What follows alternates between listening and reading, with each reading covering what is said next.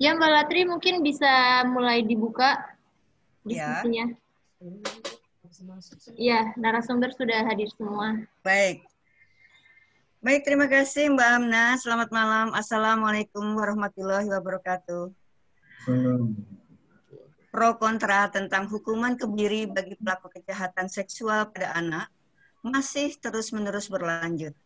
Pemerintah memiliki sikap untuk menyetujui pemberian hukuman tambahan bagi pelaku kejahatan seksual anak melalui pemberian hukuman kebiri. Presiden juga telah menandatangani peraturan pemerintah nomor 70 tahun 2020 tentang tata cara pelaksanaan tindakan kebiri kimia, pemasangan alat pendeteksi elektronik, rehabilitasi sosial, dan pengumuman identitas pelaku kekerasan seksual pada anak. Pertimbangan Presiden menekan PP nomor 70 tahun 2020 ini adalah sebagai amanah dari undang-undang yang dimaksudkan untuk mengatasi kekerasan seksual anak, memberi efek jera pada pelaku, dan mencegah terjadinya kekerasan seksual pada anak. Saya kalau bicara tentang kekerasan seksual pada anak, jadi ngomongnya pembelit kadang-kadang. Maaf. Upaya perlindungan anak dari paparan eksploitasi seksual berdasarkan pasal dalam PP tersebut bagi pelaku predator seksual. Tindakan kimia yang berupa pemasangan alat pendeteksi elektronik dan rehabilitasi sosial dikenakan pada pelaku persetubuhan dan pencabulan berdasarkan putusan pengadilan yang telah berkekuatan hukum tetap. Dilaksanakan atas perintah jaksa setelah berkoordinasi dengan kementerian yang menyelenggarakan bidang kesehatan, hukum, dan juga sosial. PP nomor 70 tahun 2020 itu sebelumnya sempat ditolak oleh sejumlah pihak. Lembaga pembela HAM yang merupakan gabungan dari ICJR, YLBHI, MAPI, PKBI, LBH API, dan lembaga pembela HAM lainnya menolak rencana hukuman kebiri bagi pelaku pedofilia kriminal.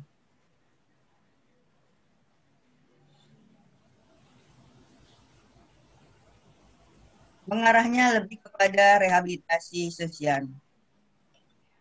Kita ingat bersama, sekian tahun lampau, SBY pernah mengeluarkan Kepres tahun 2014 terkait perlindungan kekerasan seksual anak dan pelarangan keluar rumah malam hari. Kemudian tidak pernah terdengar lagi. Secara empirik, kasus kekerasan seksual mengalami peningkatan. Hampir setiap 2 jam terjadi 3 kasus kekerasan anak di Indonesia.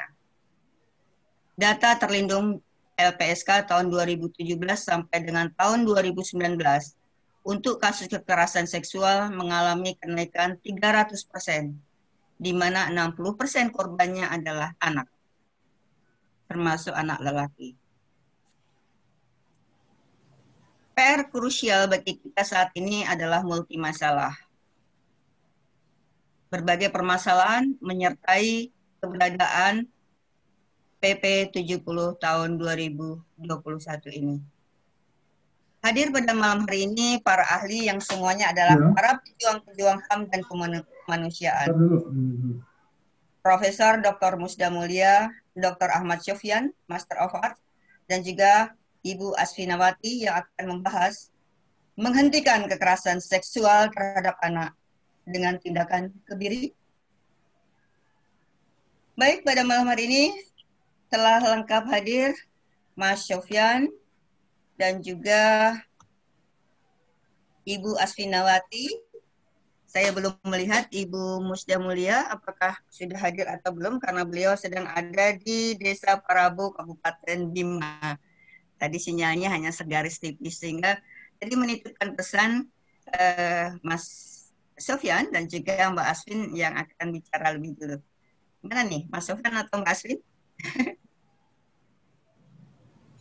Mas Sofyan, sudah siap?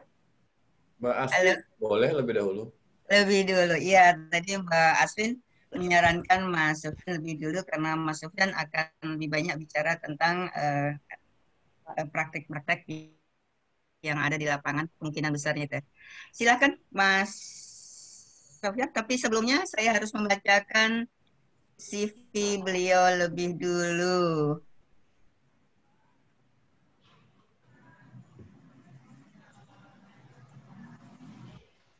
Dikenal sebagai Dr. Ahmad Sofyan Master of Arts, lahir di Medan, 29 September tahun 1971, masih sangat muda.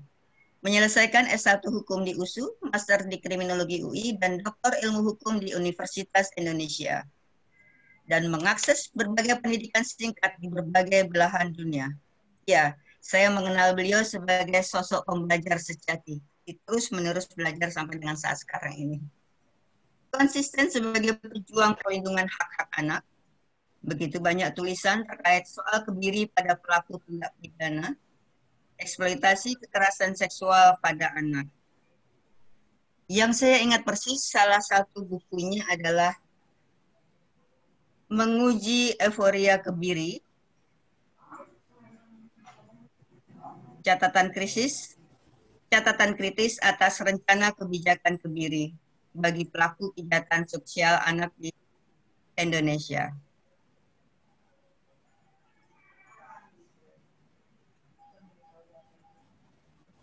Banyak buku dan tulisan telah diterbitkan internasional, berpengalaman malang melintang dalam perlindungan anak, dan upaya eliminasi eksploitasi kekerasan seksual pada anak. Memperoleh berbagai penghargaan dalam dan luar negeri, dan saat ini tercatat sebagai dosen di Prodi Hukum Binus University dan konsultan ekspor Indonesia. Sebelum saya masuk ke diskusi, saya harus menyapa Mbak Amna. Mbak Amna, di saya suaranya bergaung, apakah mengganggu Di saya suara Mbak kepada Latri teman-teman? sudah jelas, Mbak. Oke, kalau begitu di saya aja bergaung. Ya, baik. Ya, inilah Mas Ahmad Sofyan, sosok muda, penuh talenta, dan pembelajar sejati. Itu yang saya kenal dari Mas Sofyan selama ini. Disilahkan Mas Sofyan. Ya, terima kasih. Assalamualaikum warahmatullahi wabarakatuh. Waalaikumsalam warahmatullahi wabarakatuh. Ya, selamat malam pada semua pembicara dan moderator. Prof. Masda mungkin bentar lagi akan join, mudah-mudahan bisa join secepatnya. Kemudian Baik. pada Mbak Aspinawati, terima kasih juga sudah join di acara ini, dan Mbak Latri, ya, ujiannya membuat saya jadi tertawa ya, tapi juga namanya orang kalau dipuji senang, tetapi juga kadang-kadang menjadi beban ya. Baik, saya memang mudah-mudahan enggak ini ya, suara saya tidak bergema ya. Bagus Ya. Nah, saya akan melihat aspek mudah-mudahan tidak berbenturan dengan Mbak Astinawati karena beliau sosok yang mungkin akan banyak bicara dari sisi empiris ya. Saya akan banyak bicara dari sisi normatif dan teoritis ya. Jadi perlu saya jelaskan bahwa saya termasuk orang yang tidak setuju dengan adanya hukuman kebiri ya. Jadi ketika itu akan diberlakukan, beberapa tulisan-tulisan saya itu bisa disearching secara jejak rekam saya itu, ada beberapa artikel saya itu yang mengkritik ya tentang kebijakan akan dibuatnya Perpu Kebiri atau Perpu Pemberatan Hukuman bagi pelaku kejahatan seksual pada anak ya, pelaku kekerasan seksual pada anak. Undang-Undang Perlindungan Anak sebetulnya tidak mengenal kekerasan seksual ya, tetapi itu dimanifestasikan dalam bentuk persetubuhan dan pencabulan ya. Jadi hukumannya itu adalah bentuk barang siapa melakukan persetubuhan atau barang siapa melakukan pencabulan. Inilah yang ditafsirkan sebagai sebuah bentuk kekerasan seksual ya. Ada pasal-pasal tentang eksploitasi seksual di dalam Undang-Undang Perlindungan Anak, tapi malah pelaku eksploitasi seksual tidak masuk dalam konteks pemberatan hukuman. Tapi saya tidak masuk ke area itu ya. Baik, saya menyiapkan PPT secara singkat saja, ya karena ini malam dan waktunya juga pendek. Mudah-mudahan terlihat PPT saya yang singkat ini. Jadi saya bicara tentang kebiri versus restitusi atau kompensasi. Jadi kalau kita lihat terjadinya kebiri atau terjadinya kekerasan seksual pada anak yang dimanifestasikan dalam bentuk macam-macam ya, bisa perkosaan, bisa incest, bisa persetubuhan, bisa pencabulan, tergantung bahasa hukum yang digunakan oleh pembuat undang-undang. Jadi pembuat undang-undang tidak tidak memberikan bentuk konkret pada satu perbuatan tertentu, pada yang anak dijadikan sebagai objek seks, ya. Karena ada bermacam-macam perlakuan kekerasan, kekejaman, perlakuan salah pada anak-anak. Jadi banyak sekali bentuknya. Nah, saya mengambil topik ini karena ini penting untuk kita bahas, karena hukuman kebiri itu sendiri apakah benar-benar efektifkah? Apakah memberikan implikasi terhadap berkurangnya kejahatan seksual pada anak-anak atau tidak? Jadi namanya hukuman itu, walaupun dalam terminologi Undang-Undang 17 2016 dia tidak menyebut sebagai hukuman, ya, tetapi sebagai tindakan. Jadi ada double track system yang dikenal di dalam Perpu Undang-Undang 17 2016. Nah, saya mulai dari sini, ya, dasar hukum kebiri, dasar hukum, ya. Jadi kebiri itu kalau kita lihat tadi sudah disebutkan oleh moderator bahwa ada Undang-Undang 17 2016. Perubahan kedua terhadap Undang-Undang 23 2002. Lalu yang paling baru ini, ya, PP 70 tahun 2020. Kalau kita bicara tentang Perpu Undang-Undang 17, karena Undang-Undang 17 ini sebetulnya mengesahkan Perpu 17 2016, kita bicara tentang apa tindak pidana yang bisa diberikan dalam bentuk pemberatan yang disebut dengan kebiri. Jadi apa jenis tindak pidananya. Lalu apa hukumannya? Hukumannya adalah salah satunya adalah pemberatan hukumannya adalah kebiri. Jadi disebut dengan tindakan kebiri.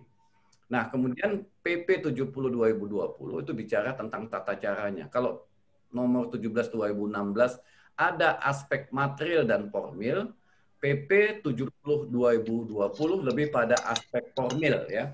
Bagaimana melaksanakan tindakan kebiri atau pemberatan hukuman kepada pelaku kekerasan seksual. Nah, ini tindak pidana yang bisa diancam kebiri, yaitu pasal 76 huruf D.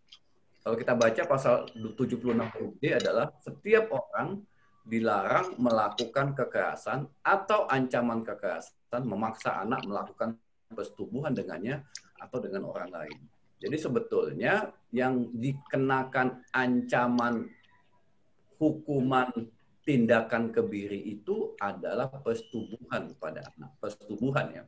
Jadi hanya satu jenis delik, yaitu persetubuhan. Persetubuhan itu bisa dilakukan dengan cara kekerasan atau ancaman kekerasan. Jadi caranya melakukan kekerasan atau ancaman kekerasan. Bentuk deliknya adalah persetubuhan. Nah, di manakah tindakan kebiri itu diberikan?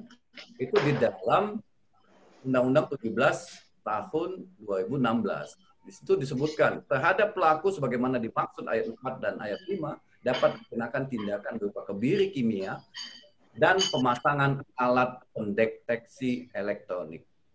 Jadi kalau kita lihat, ini satu rangkaian. Setelah dipasang kebiri, setelah disuntikkan cairan kimia kebiri, juga dipasang alat pendeteksi elektronik.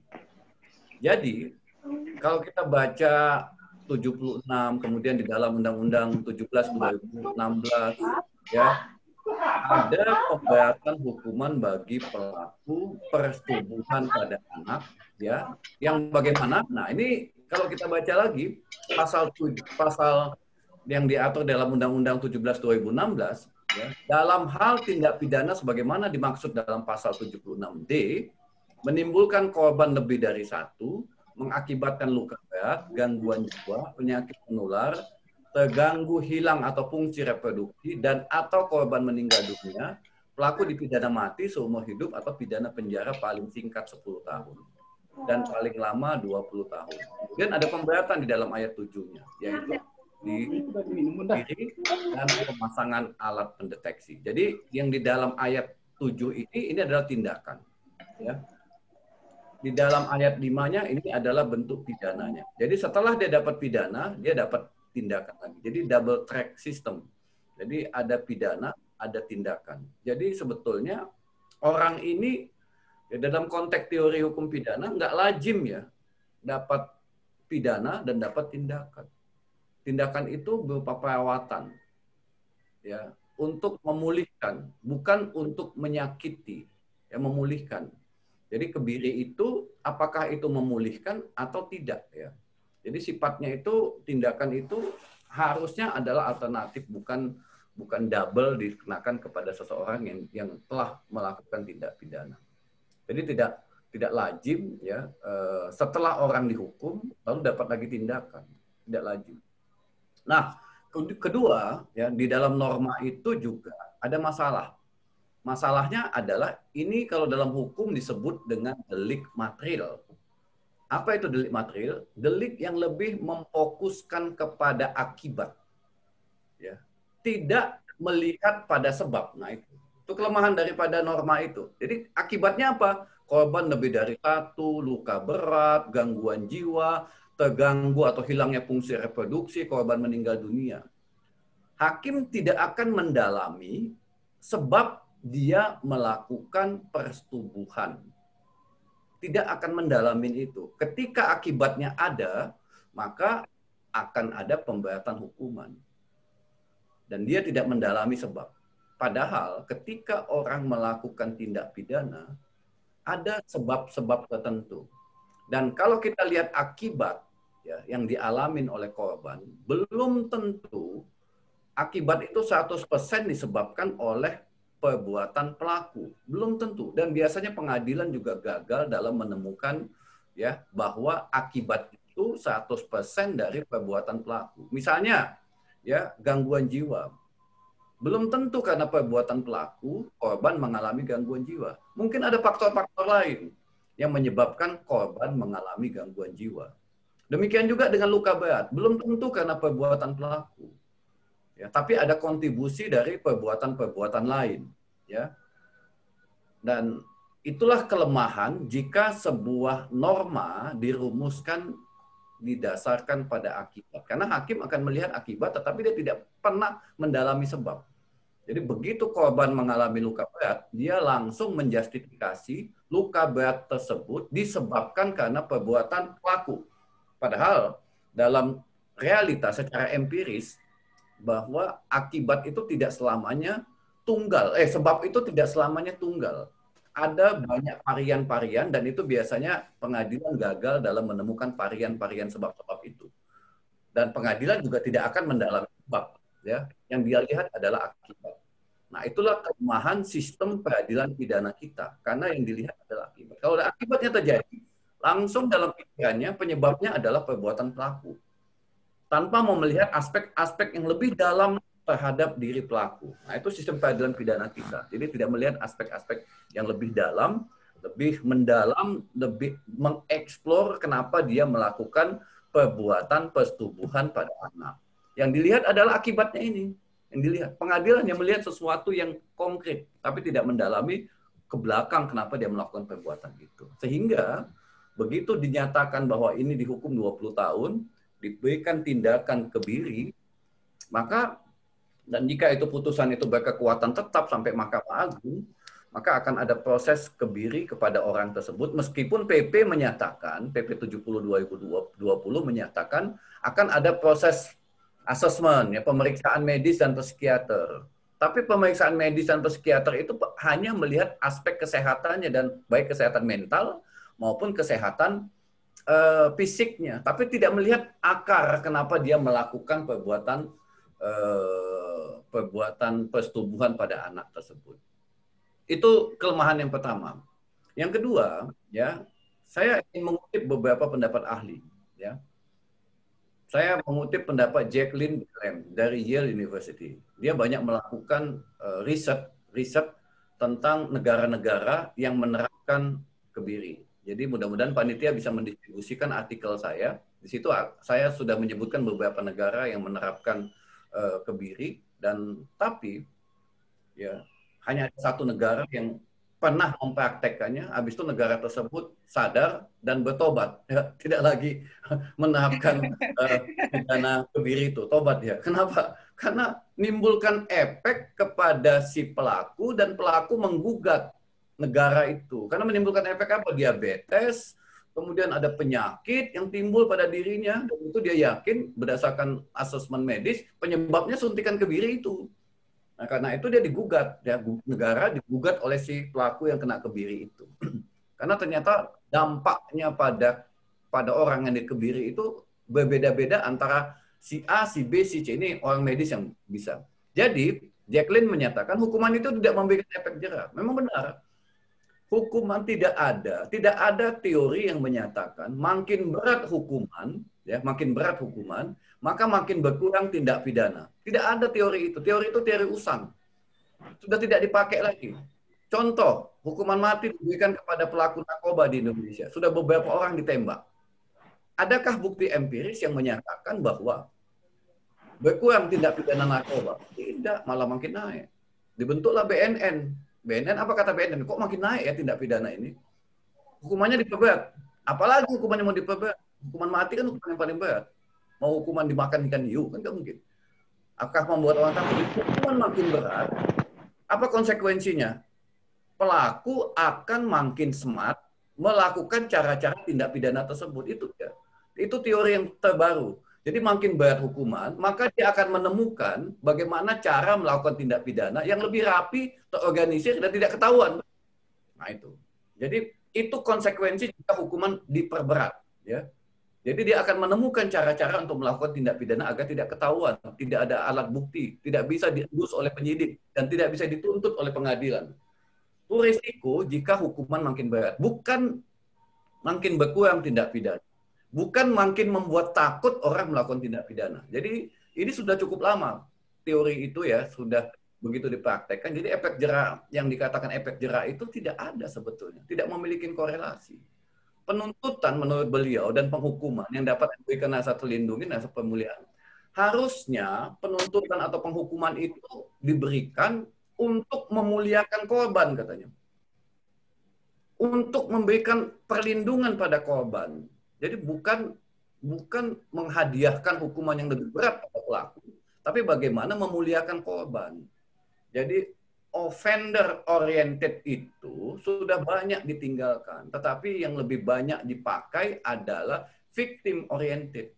Bagaimana hukuman itu memberikan sebuah pemulihan kepada korban. Kita memberikan hadiah hukuman yang makin berat, negara makin tekor membiayai makan.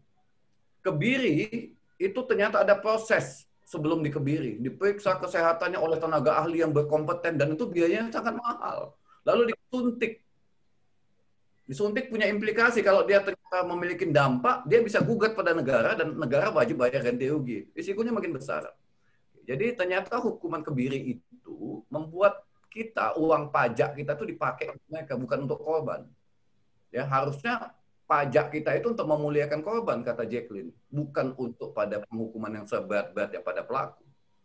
Nah, kemudian juga saya ambil pandangan Anne The Scholar Victoria University yang juga banyak melakukan riset-riset tentang kebiri, tentang hukuman kebiri.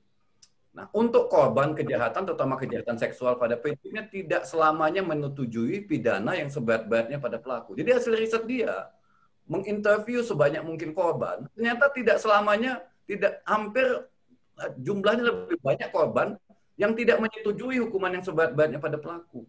Lalu itu apa? Itu kan berarti tindakan emosional yang dilakukan oleh negara. Atau katanya, itu untuk menaikkan citra rejim sehingga dimasukkanlah kebiri. Untuk menaikkan popularitas sebuah rejim katanya.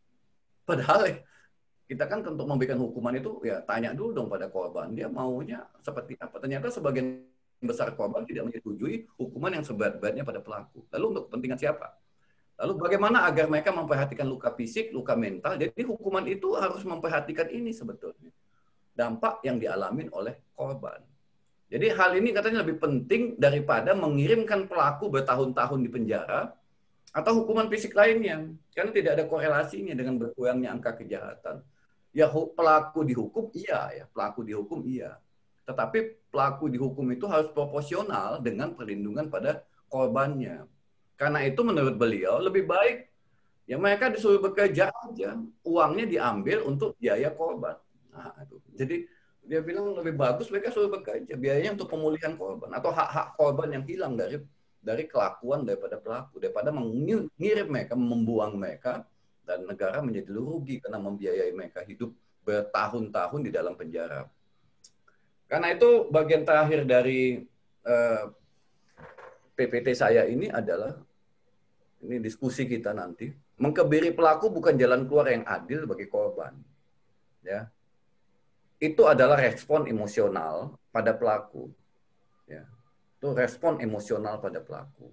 Tidak ada korelasi makin tinggi hukuman, makin berkurang pelaku kejahatan seksual. Data dari KPAI, data dari LPSK, selama pandemi ini kekerasan seksual pada anak meningkat. Ya.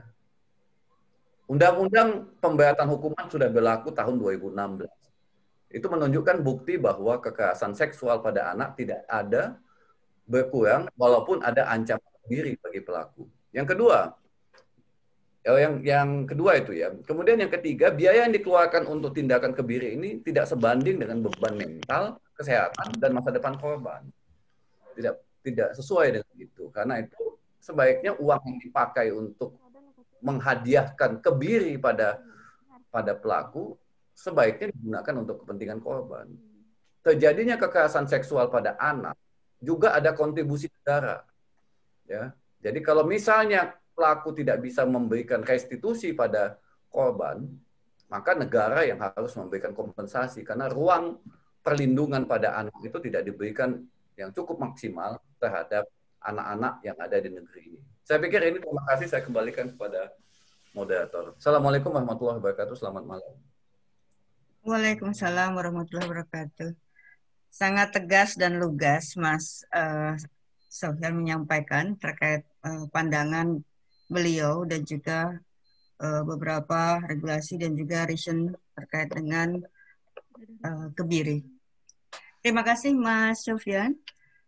Berikutnya saya persilakan kepada Mbak Asvinawati yang malam hari ini juga saya berharap telah siap dengan materi, karena tadi menyampaikan akan masih terus-menerus memperbaiki materi.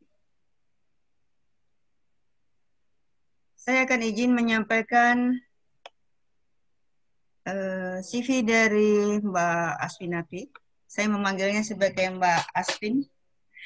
Mbak Asvin lahir di Bitung, Sulawesi Utara, tanggal 6 November tahun 1977, masih sangat muda.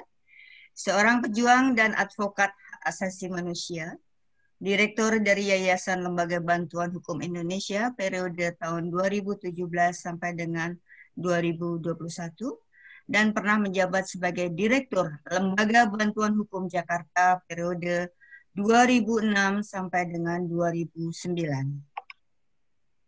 Mbak Asvin menyelesaikan pendidikan hukum di Fakultas Hukum Universitas Indonesia, bergabung sebagai pengacara publik di Lembaga Bantuan Hukum Jakarta sejak tahun 2000, dan saat ini telah berkontribusi untuk memberi pemberdayaan pada kelompok minoritas di Indonesia. Inilah Mbak Asvinawati. Disilahkan Mbak Asvin. Halo. Ya, halo. Ya, terima kasih Mbak Lastri dan teman-teman yang sudah menyelenggarakan diskusi menarik ini. Juga tadi Pak Sofyan, saya beruntung bisa mendengarkan lebih dulu yang sangat komprehensif. Nah, saya dan juga teman-teman semua yang ada di room ini, saya akan masuk ke lebih persoalan melihat dari sudut hak asasi manusia, dan posisi saya sama dengan Pak Sofyan, yaitu menganggap PP Kebiri ini, PP Kebiri ini tidak akan membawa keadilan bagi korban dan justru bisa membawa ke arah yang lain gitu.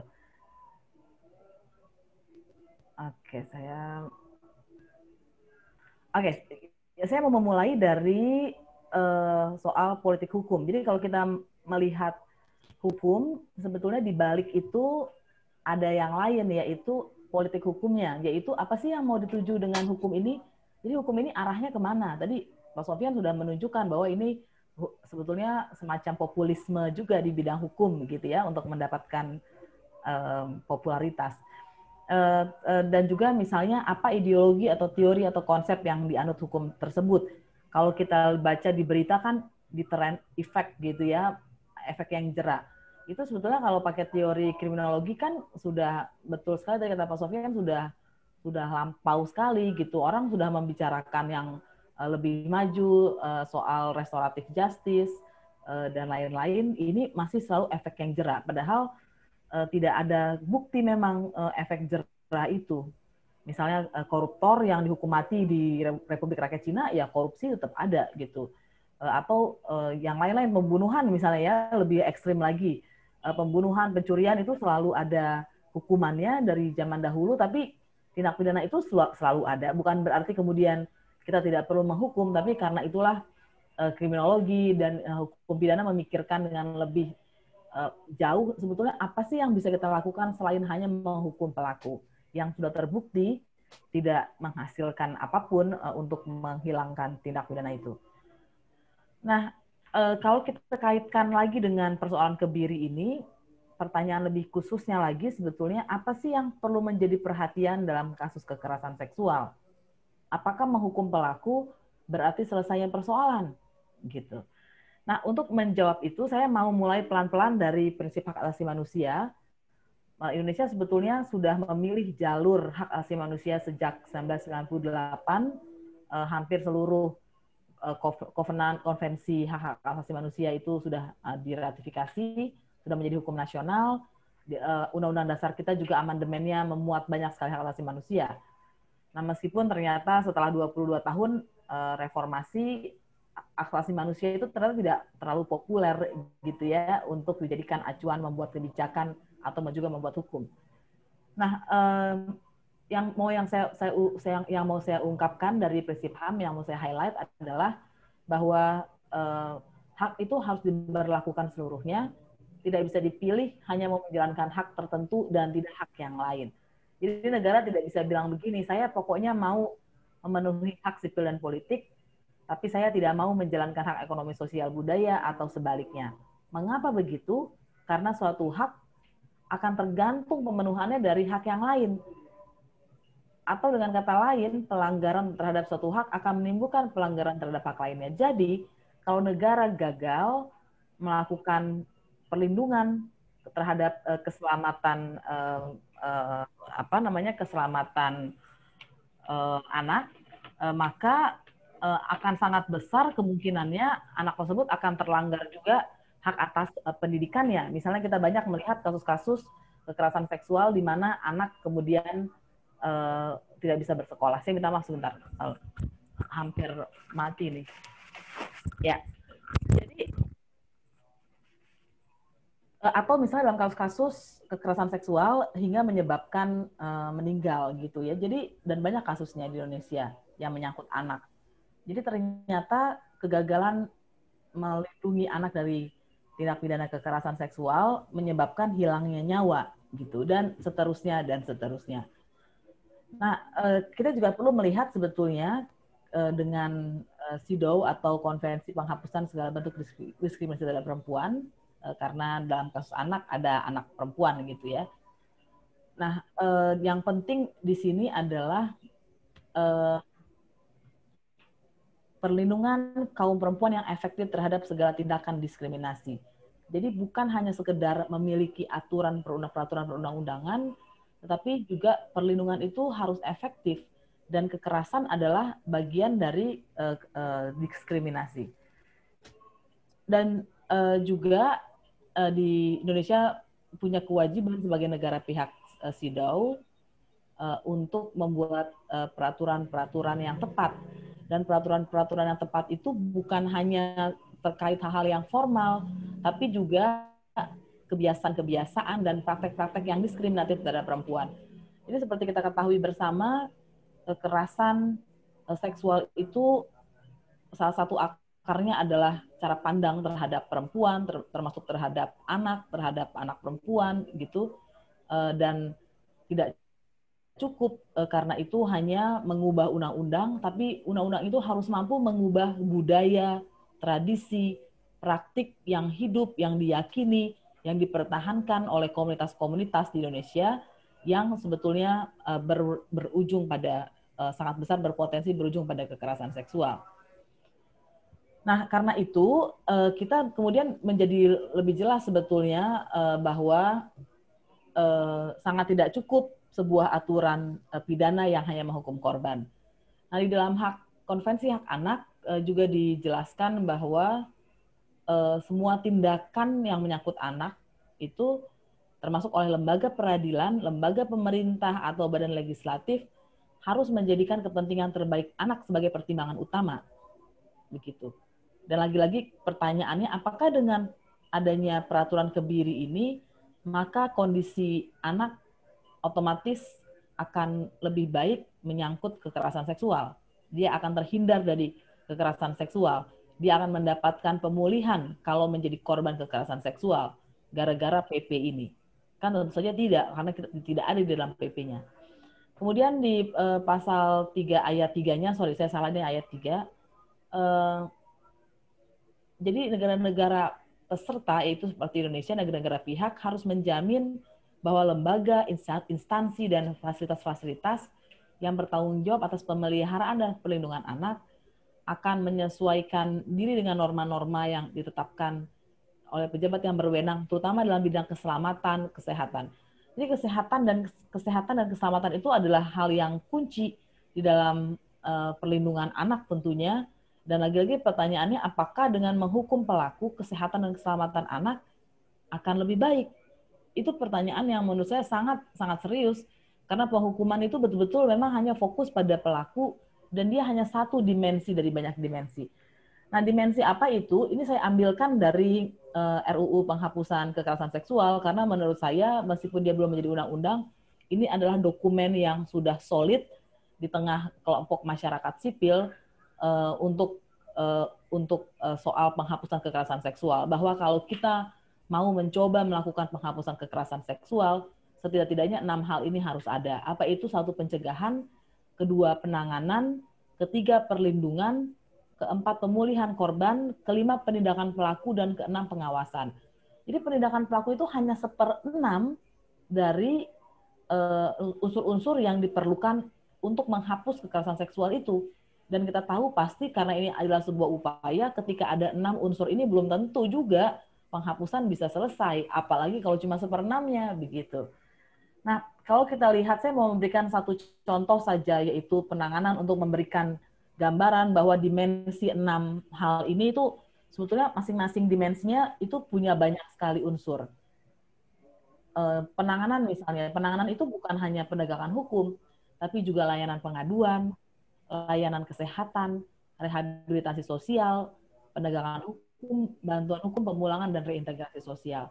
Jadi kami ini sedang membuat sebuah laporan akhir tahun yang akan segera selesai, misalnya LBHI di 17 provinsi, dan salah satu kasusnya adalah kasus kekerasan seksual, meskipun tidak kasus anak, tapi ada juga kasus anak, dan hambatan pertama bagi korban adalah ketika mengadu, gitu. Jadi terutama ketika pelakunya diindikasikan tersangka ya, terduga pelakunya adalah pejabat atau orang-orang yang dianggap memiliki posisi tinggi di masyarakat, maka sistem hukum itu tidak bekerja, gitu. Bahkan P2T, P2A itu juga tidak bergerak dengan baik, begitu. Padahal ini kasus anak. Nah, dan juga misalnya di dalam kepolisian, laporan-laporan mengenai kepolisian, banyak sekali laporan-laporan itu tidak diterima. Alasannya apa? Kurang bukti. Padahal siapa yang harusnya mencari bukti? Kan penyidik, gitu. Kenapa kemudian korban datang langsung disuruh balik, tidak diberikan surat tanda penerimaan laporan karena kurang bukti. Dan juga kemudian ada juga yang disuruh cari sendiri. Kamu bawa buktinya dong, gitu kata polisi. Nah, apa hubungannya ini dengan persoalan kebiri?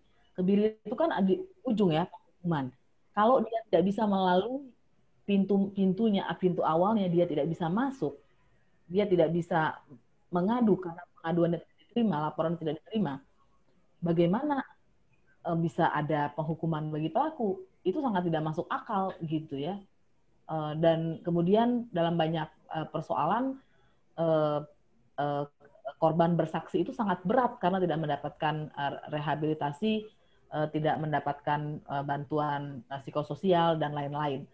Nah, jadi kalau hal-hal itu tidak ada, mustahil sebetulnya yang saya mau katakan tiba-tiba nanti bisa ada pelaku yang dihukum, karena tidak akan ada pelaku, karena kasusnya nggak bisa masuk, atau nanti korban tidak berani melanjutkan kasusnya. Hal-hal ini juga harus dipertimbangkan kalau kita mau betul-betul sungguh-sungguh menghapus kekerasan seksual dalam hal ini terhadap anak, dan bukan hanya membuat kebijakan yang populis. Nah, yang terakhir sekali yang mau saya ungkapkan, sebetulnya kebijakan yang tidak tepat itu, yaitu tidak tepat pada konteksnya, memiliki peluang membias dan menimbulkan masalah baru. Kita tahu bahwa korupsi di peradilan tinggi sekali angkanya, juga penyalahgunaan wewenang, baik survei Access to Justice yang dilakukan oleh MAPI, ILR, dan ILBHI pada tahun 2018, juga data Komnas HAM dan data Ombudsman Republik Indonesia. Kalau nanti ada yang perlu datanya, saya akan tampilkan datanya. Bertahun-tahun kepolisian selalu menjadi yang dilaporkan. Juga pengadilan. Jadi akses kepada keadilan adalah salah satu laporan pengaduan yang tertinggi di Komnas HAM. Nah, dalam konteks seperti ini, tadi kita sudah dengar, tadi Pak Sofian mengatakan, di negara lain penelitian menunjukkan pelaku akan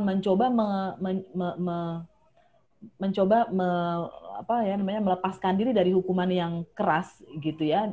Itu akan menjadi motivasi yang lebih besar dari pelaku, dari tersangka, untuk meloloskan dirinya. Nah, ini sehingga dengan situasi yang saat ini, maka sangat besar kemungkinan pelaku akan menggunakan segala cara agar tidak ada peradilan untuk dia sama sekali, gitu. Jadi alih-alih memberikan keadilan, justru kebijakan ini menimbulkan hal yang bertolak belakang. Persis seperti contohnya yang agak mirip ya, ketika pemerintah menghentikan pemberangkatan buruh migran ke beberapa negara seperti Arab Saudi, justru buruh migran yang tidak berdokumen keberangkatannya lebih banyak karena kebutuhannya ada, dan tapi jalurnya ditutup. Yaitu dalam hal ini tadi kalau menurut Pak Sofian ada orang-orang yang melakukan kekerasan seksual karena masalah karena penyakit, maka dia tetap akan melakukannya gitu, dan justru nanti tidak akan terdeteksi karena mereka akan menggunakan segala cara untuk melarikan diri atau tidak tertangkap. Dan sebetulnya ada potensi menimbulkan korban. Jadi sebetulnya salah tangkap di Indonesia itu meskipun tidak ada mungkin yang menghitung secara detail, itu banyak sekali kasusnya. Kenapa saya bisa mengatakan itu? Kalau kita lihat data laporan penahanan sewenang-wenang, itu kan indikasi ada hal yang tidak beres di dalam penegakan hukum, ada korban yang sebetulnya pelakunya bukan dia gitu ya, ada proses hukum yang dipaksakan. Juga tingginya angka kriminalisasi. Dan saya karena bertahun-tahun terkubur bersama kasus-kasus gitu ya di LBH, itu tahu sekali ada kewajiban dari semacam kewajiban dari penegak hukum, dalam hal ini polisi, kalau ada kasus-kasus berat seperti pembunuhan harus ada korban gitu. Karena itu pernah ada kami mendampingi LBH Jakarta waktu itu mendampingi kasus pembunuhan, tersangkanya anak gitu, terus dia harus sekolah, itu nggak dikasih sama penyidik, pokoknya dipaksakan harus diperiksa karena dia dapat tekanan dari atasannya, kasus ini harus terbongkar karena ini kasus berat, dikategorikan kasus berat. Nah, hal-hal seperti ini nanti bukannya menyelesaikan masalah, malah akan menimbulkan masalah baru dan memunculkan ketidakadilan baru, alih-alih memberikan keadilan bagi korban kekerasan seksual, khususnya anak. Demikian pengantar diskusi dari saya. Terima kasih. Selamat malam. Iya, terima kasih banyak Mbak Asmin. Sejalan dengan Mas Sofyan, rupanya paralel ya. Baik, terima kasih Mbak Asmin dan juga Mas Ahmad Sofyan. Malam hari ini saya mengamati telah hadir Ibu Prof. Musda Mulia. Halo Prof. Assalamualaikum. Halo, Assalamualaikum. Ibu Musda. Halo.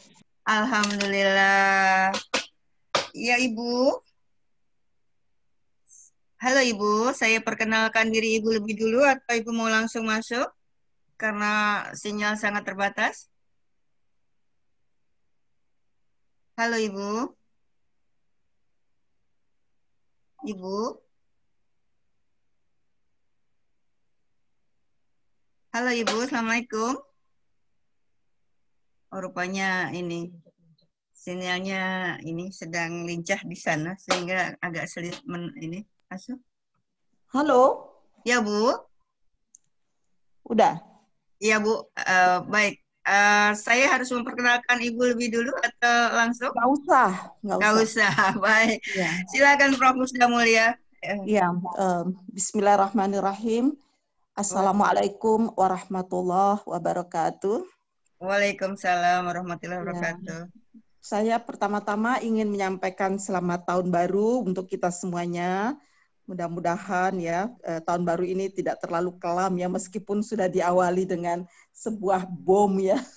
Bom yang membuat kita semua terkejut. Sebetulnya saya tidak siap ya untuk tampil pada malam ini, terutama karena saya sedang berada di suatu desa yang sangat terpencil ya di NTB, yang ini baru hampir 2 tahun ya masuk listrik ke wilayah ini, benar-benar terpencil. Jadi tetapi karena seperti orang ikut-ikutan pemerintah yang kelihatannya panik ya, sehingga melahirkan sebuah perpu yang mengerikan ini. Jadi saya pikir kita bicara aja deh sekarang supaya tidak basi ya isu ini, sehingga tidak kemana-mana gitu, sehingga kita mengerti.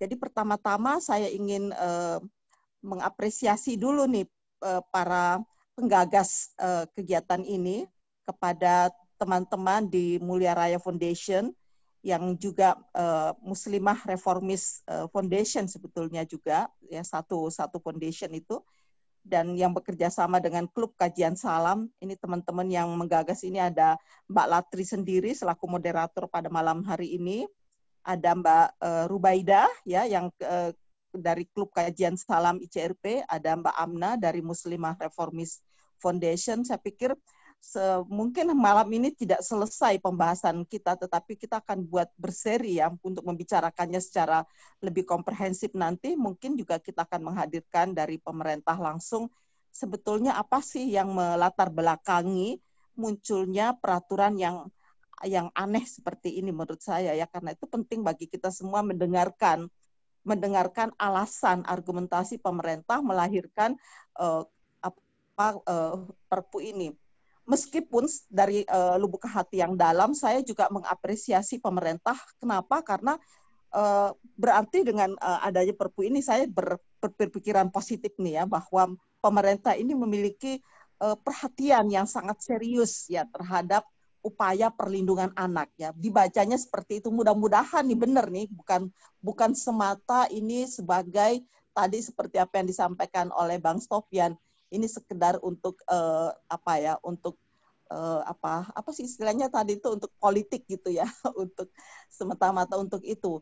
Dan juga kepada Mbak Asvin, saya pikir apa yang disampaikan oleh dua narasumber terdahulu itu sudah sangat memberikan penjelasan kepada kita betapa Perpu ini punya banyak problem di dalamnya ya. Karena itu mari kita mencintai negara ini dengan bukan memusuhi atau bukan, tetapi kita berupaya membangun sebuah argumentasi untuk kita sampaikan nanti. Mungkin kita akan berikan semacam paper brief mungkin ya kepada pemerintah untuk kembali mengkaji ya kebutuhan apa yang sesungguhnya diinginkan oleh negara ini. Saya akan menggarisbawahi, karena tadi sudah panjang lebar nih Bang Sofyan, saya senang sekali sudah memulai diskusi kita pada malam hari dengan wacana yang cukup lengkap, juga Mbak Asvin. Saya hanya ingin menekankan beberapa hal. Pertama terkait dengan hukum kebiri kimia itu sendiri. Meskipun ya terus terang saja saya ingin mengatakan bahwa memang persoalan hukum kebiri kimia itu bukanlah hal yang baru. Itu sudah banyak dibicarakan di berbagai negara, bahkan juga sudah menjadi isu hangat di Uni Eropa, ya, di Amerika Serikat sendiri, di Australia, di Rusia, di India, Taiwan, dan juga di Turki nih akan diterapkan juga nih akhir-akhir ini. Tetapi saya melihat belum ada. Namun saya melihat bahwa penerapan hukuman Kebiri ini terkait dengan kesiapan sistem peradilan. Nah, kalau seperti yang digambarkan oleh Mbak Asvin tadi, kalau sistem peradilan kita masih carut-marut seperti yang terlihat di negara kita, terus terang saja kita harus mengakui ya bahwa di negara kita hukum itu sangat sangat tumpul ke atas, ya tajam ke bawah gitu. Lagi pula hukum kita itu juga masih sangat bermasalah dengan sikap aparatur hukumnya. Kita masih bisa dibeli misalnya, karena itu kita ragu ya apakah hukuman kebiri ini bisa dilakukan, karena sepanjang integritas hakimnya masih dipertanyakan, kita nggak bisa membangun rasa keadilan ya. Karena itu saya pikir ini penting dulu nih, sistem peradilan kita harus diperbaiki dulu sehingga tidak terjadi apa yang disebut oleh Mbak Asvin tadi, salah tangkap atau keputusan yang tidak memberikan rasa keadilan. Karena itu sistem peradilan kita seperti apa. Tetapi sepanjang yang saya pelajari, karena saya adalah orang yang sangat menentang hukuman mati dan semua yang berbentuk hukuman fisik, ya dari dulu paper-paper saya dan juga sikap saya terhadap hukuman mati itu no. Karena itu saya berpikir bahwa semua bentuk hukuman yang berdampak kepada perusakan fisik manusia itu sama sekali tidak membawa efek jera terhadap pelaku. Ini sudah dibuktikan pada banyak sekali negara. Negara-negara yang memberlakukan hukuman mati itu justru negara-negara yang tingkat kriminalitasnya itu adalah tinggi. Sebaliknya negara-negara yang tidak memberlakukan hukuman mati, ya ini fakta ya, itu tidak, negara-negara itu biasanya adalah negara-negara yang tingkat kriminalitasnya itu rendah. Karena itu saya pikir penyelesaian masalah ya untuk solving problem untuk peningkatan atau pengurangan kriminalitas di sebuah negara itu bukan melalui bentuk kehukuman. Apalagi kalau menurut saya hukuman kebiri ini adalah hukuman primitif yang bahkan terkesan barbarisme dan sangat tidak manusiawi menurut saya. Meskipun saya adalah orang yang sangat yang sangat concern pada kejahatan seksual, terutama terhadap anak. Perlindungan terhadap anak itu harus betul-betul menjadi concern, bukan hanya di tingkat masyarakat, tetapi juga di tingkat negara. Nah, yang kedua yang ingin saya garis bawahi adalah sebetulnya konsep masyarakat kita tentang anak itu apa sih?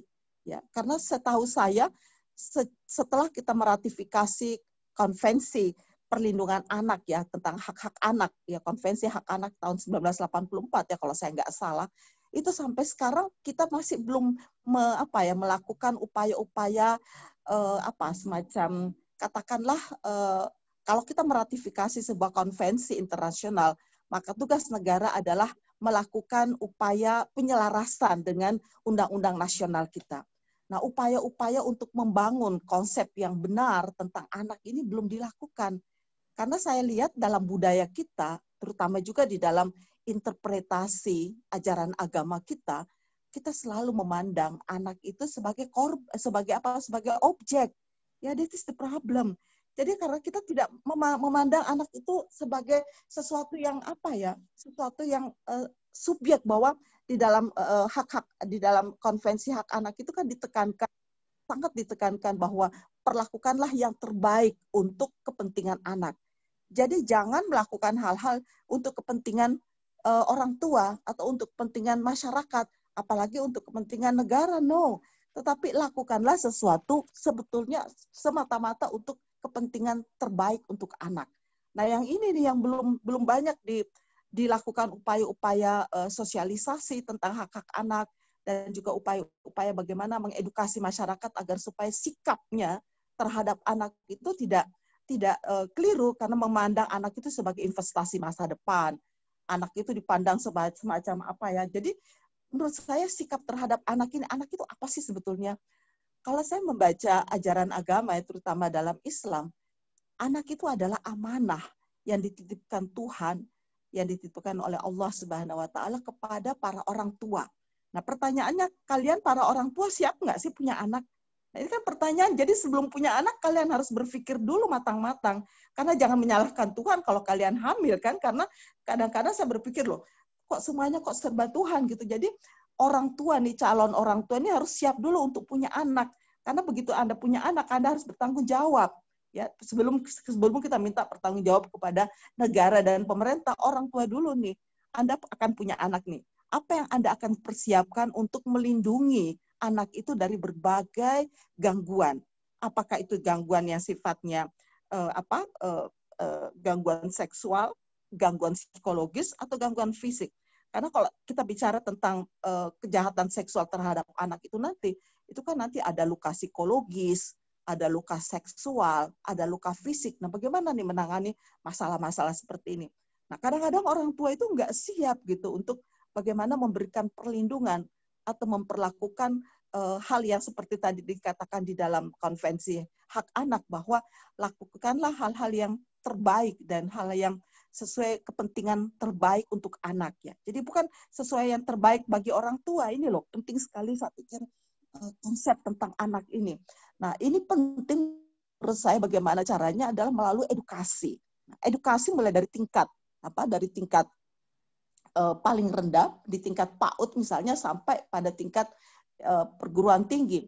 Nah, bagaimana di tingkat PAUD anak-anak itu belum diajarkan tentang siapa dirinya, tentang bagaimana menjaga dirinya, itu kan mestinya sudah ada melalui pendidikan seksual. Tapi kalau saya menyebut pendidikan seksual pasti banyak yang ketakutan ya, karena ya sepertilah biasa masyarakat kita kan masyarakat yang hipokrit. Kalau kita menyebut seksualitas seolah-olah mereka nggak mau menyentuh itu. Padahal sehari-harinya kehidupannya jauh lebih jorok dari apa yang kita bayangkan. Itu kan jadi karena sikap hipokrit inilah yang perlu kita hilangkan. Nah, karena itu kalau saya melihat di dalam banyak negara yang sudah mengalami kemajuan dalam hal perlindungan terhadap anak, pendidikan seksualitas terhadap anak ini benar-benar dimulai dari dari tingkat taman kanak-kanak. Saya pernah melihat sebuah pendidikan seksualitas itu di Virginia terhadap anak-anak seusia TK gitu ya, seusia di PAUD ya. Jadi anak-anak itu diajarkan untuk mengerti tentang organ-organ seksualnya. Anak-anak itu diajarkan untuk mengerti bedanya belayan cabul dan belayan kasih sayang. Jadi dia mengerti gitu kapan dia diperlakukan tidak nyaman atau tidak senonoh, dia langsung aware gitu, sadar. Dan biasanya pada pendidikan itu saya melihatnya bagaimana anak-anak itu diyakinkan jangan pernah seseorang ya men-touch ya, meraba atau menyentuh tubuh kamu kecuali oleh orang tua kamu, dan itu pun hanya dilakukan ketika kamu dibersihkan. Jadi mulai dari anak-anak TK itu anak-anak itu diajarkan tentang penghargaan terhadap tubuhnya, tentang organ-organ seksual, tentang hal-hal yang boleh dan tidak boleh orang lain menyentuh pada dirinya. Jadi kesadaran seperti ini itu sudah muncul, penghargaan terhadap diri, penghargaan terhadap tubuh yang lain. Karena saya melihat persoalan kejahatan seksual ini bukan tidak ada hubungannya dengan hasrat seksual seperti yang diinginkan dengan kebiri itu tadi, tetapi ini lebih banyak pada motivasi kekerasan, violence. Nah, bagaimana orang-orang itu diajarkan sejak dini untuk mengerti tentang bahayanya violence dan mengapa kita harus menghindarkan diri dari semua bentuk violence, apakah itu bentuk diskriminasi, bentuk eksploitasi, dan bentuk kekerasan-kekerasan yang lain. Menurut saya ini penting.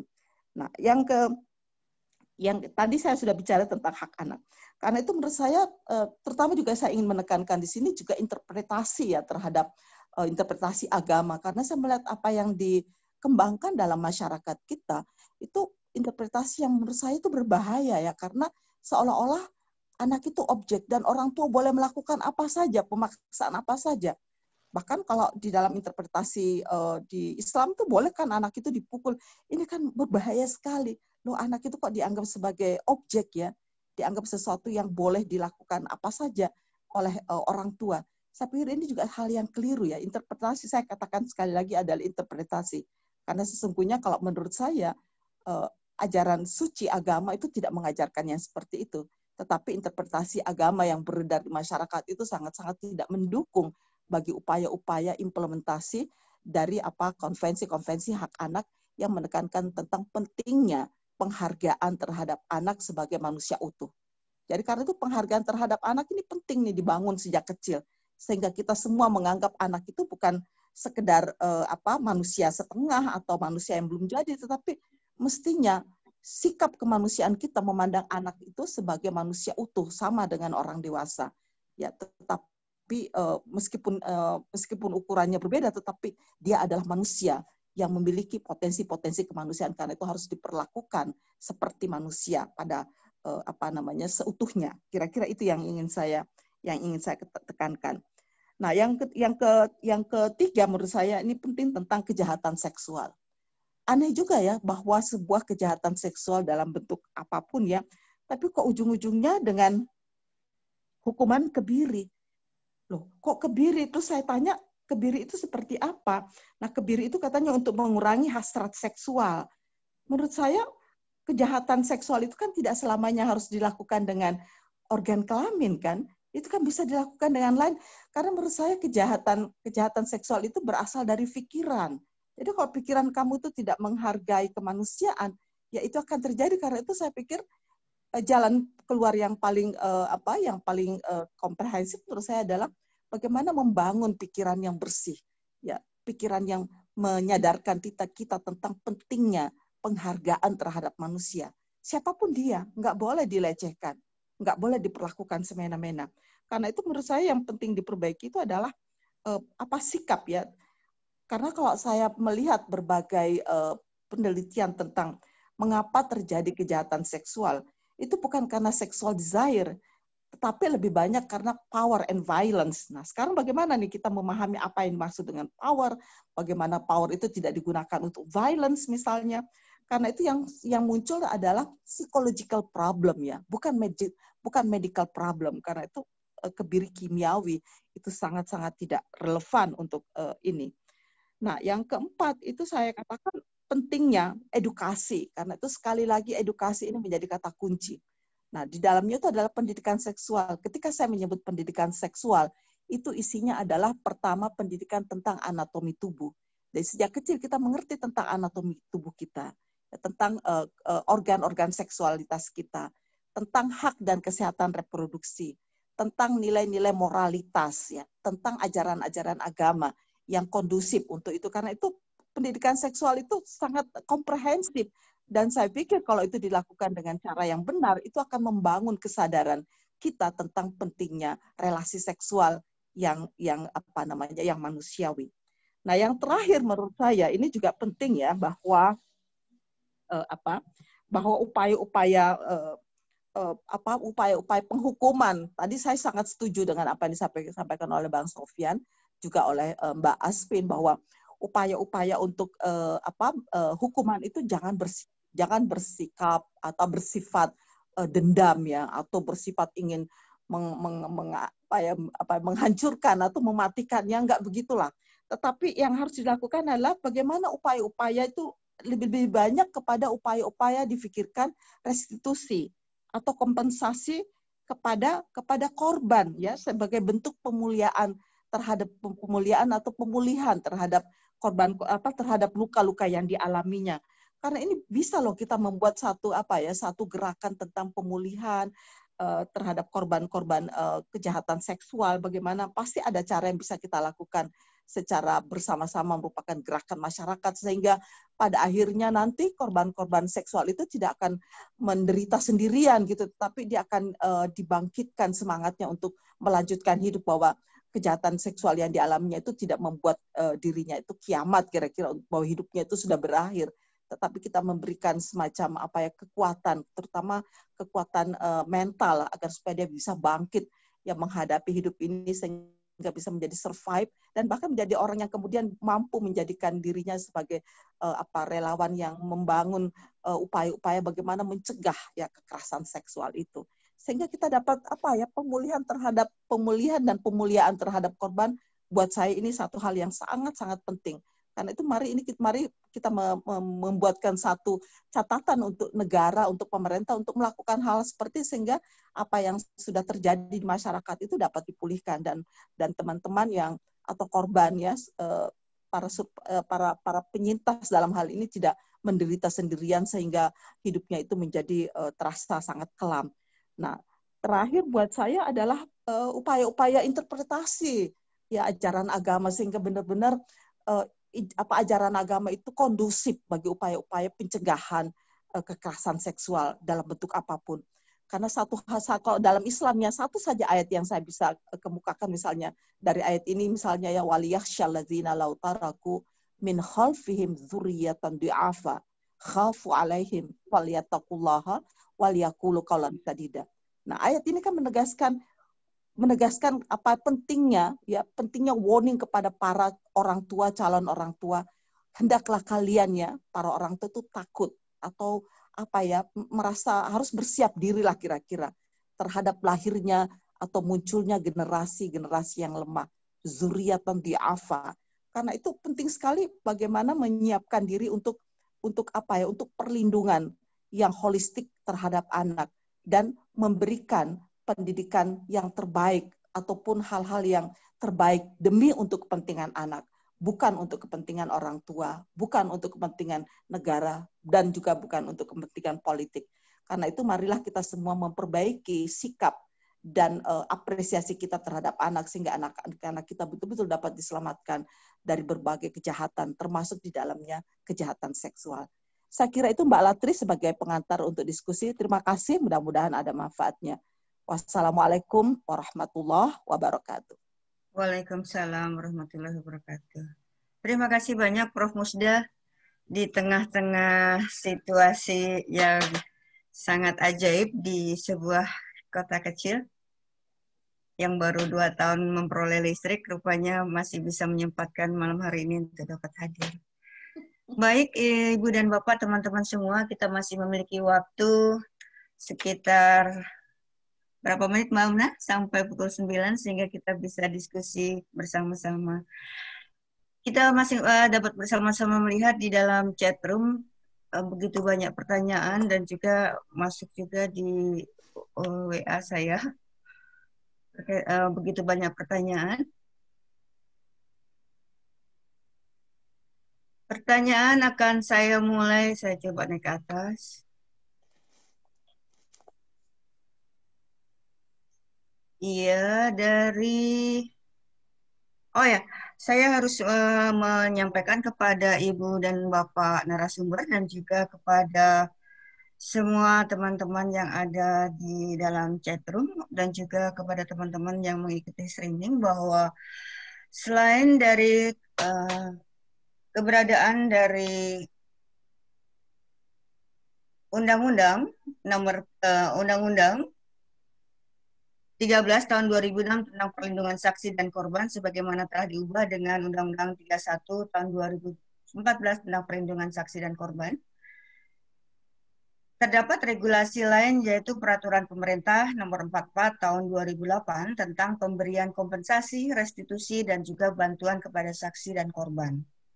Kemudian juga Peraturan Pemerintah Nomor 43 Tahun 2017 tentang pelaksanaan restitusi bagi anak yang menjadi korban tindak pidana.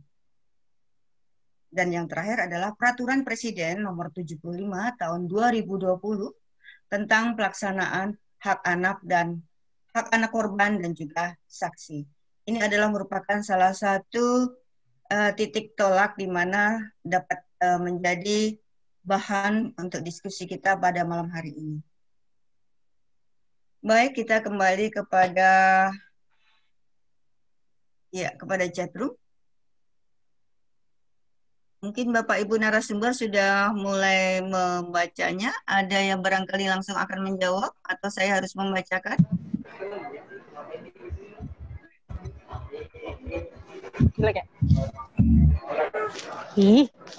Enggak setengah lah.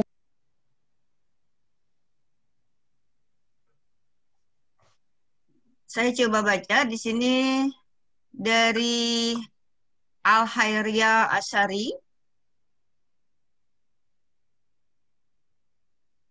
Bertanya di luar konteks kebiri, apakah ada hubungan seksual dengan transseksual, lalu seperti apakah prakteknya pendidikan seksual bisa mencegah praktek transseksual pada anak? Terima kasih. Tapi ini sangat jauh dari materi tentang kebiri. Barangkali nanti sekiranya masih ada waktu bisa disampaikan, karena tadi Prof. Musda juga bicara tentang pendidikan anak usia dini terkait dengan seksualitas.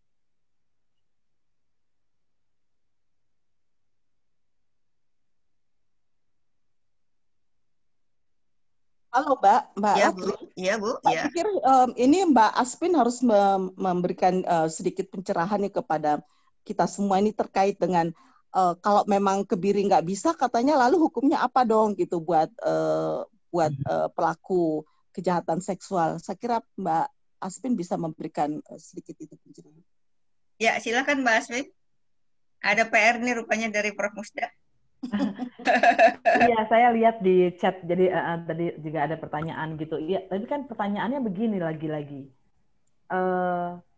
Apakah menghukum pelaku akan memberikan dampak kepada korban secara langsung? Yeah. Itu pertanyaannya sebetulnya. Karena jangan lupa, kita menghukum pelaku bukan karena kita dendam kepada pelaku kan awalnya, karena adanya korban. Jadi atas nama korban lah ada sebuah tindak pidana sebetulnya. Kalau meskipun dalam konteks yang klasik itu untuk menegakkan order gitu ya, ketertiban, karena itu undang-undang kejaksaan kita kan sebetulnya masih jadul gitu dengan mengatakan penuntut umum bertindak atas nama negara gitu. Jadi bukan untuk atas nama korban. Nah, tapi di semua negara-negara yang sistem hukumnya maju dan di dalam teori kita sudah mengenal bahwa sebetulnya korban harus menjadi pusat dari hukum pidana atau hukum-hukum yang lain itu. Karena itu hanya pertanyaan saya balik bertanya, apakah dengan menghukum dengan Kebiri korban udah selesai gitu, dipenuhi ya tidak? Itu hanya 1/6 tadi kalau kita lihat dari penanganan. Bukan 1/6, itu hanya satu bagian dari penanganan, dan penanganan hanya 1/6 dari yang lain, pemulihan dan lain-lain. Jadi saya merasa daripada membuat aturan yang populis seperti Kebiri, lebih baik perbaiki layanan dan fasilitas. Rumah aman sudah cukup belum kan? Belum. Apakah kalau ada korban mengadu ke kepolisian, korban anak dan yang bukan anak, itu sudah otomatis berjalan kan? Belum gitu. Itu dulu diperbaiki karena itu yang lebih esensial buat korban. Dan soal penghukuman itu ya saya pikir Pak Sofyan bisa jawab juga, tadi juga soal sudah banyak tadi sebenarnya dijelaskan. Terima kasih. Iya, terima kasih Mbak Sofyan. Oh iya, mau langsung ke Bang Sofyan, boleh ya, silakan. Jadi pertanyaan ini menarik ya. Kebetulan saya pernah tinggal di Belanda beberapa waktu ya, dan juga mendalami tentang sistem hukuman di sana. Di Belanda itu sejak berlakunya apa yang disebut dengan hukuman Taberstichting atau istilah atau TBS lah lebih populer ya, itu angka kejahatan seksual pada anak mengalami turunnya 30% setiap tahunnya. Taberstichting ini atau TBS ini lebih banyak menggunakan ahli-ahli psikologi forensik ya. Sayangnya di Indonesia ahli psikologi forensik ini sedikit. Jadi ahli psikologi forensik ini membantu hakim di pengadilan dalam mengenali sebab dia melakukan kejahatan seksual pada anak. Jadi dihadirkan di pengadilan. Lalu kalau sebab itu, dan di Belanda itu ternyata penyebab utama mereka melakukan kejahatan seksual itu, saya kutip sebuah artikel yang terbit di jurnal internasional, itu menyatakan begini ya, lebih banyak itu disebabkan oleh faktor kejiwaan dan juga faktor biologis yang tidak bisa dikendalikan oleh si pelaku. Jadi faktor kejiwaan dan faktor psikologis yang tidak mampu dikendalikan oleh pelaku. Dan juga ada faktor biologi yang menyebabkan pelaku hasrat seksualnya tidak bisa dikendalikan oleh yang bersangkutan. Nah, ini dibantu, hakim dibantu dalam menemukan sebab. Ya, setelah hakim menemukan sebab itu, lalu apa yang dilakukan oleh hakim? Dia menghukum, tapi hukumannya tidak lama. Lebih banyak dimasukkan ke dalam pusat rehabilitasi sosial. Jadi setelah terbitnya Taberstichting ini, ya, disediakanlah pusat-pusat rehabilitasi untuk merehabilitasi si pelaku yang disebabkan oleh gangguan kejiwaan, gangguan psikologis, maupun gangguan biologis. Bukan di Kebiri. Jadi diperbaikin mentalnya. Nah, nanti akan didiagnosa lagi. Setelah ini orang betul-betul sembuh, barulah dikeluarkan dalam masyarakat. Dan mereka juga berkewajiban untuk menjelaskan ini kepada pelaku-pelaku lain, supaya tidak melakukan kejahatan seksual, ya.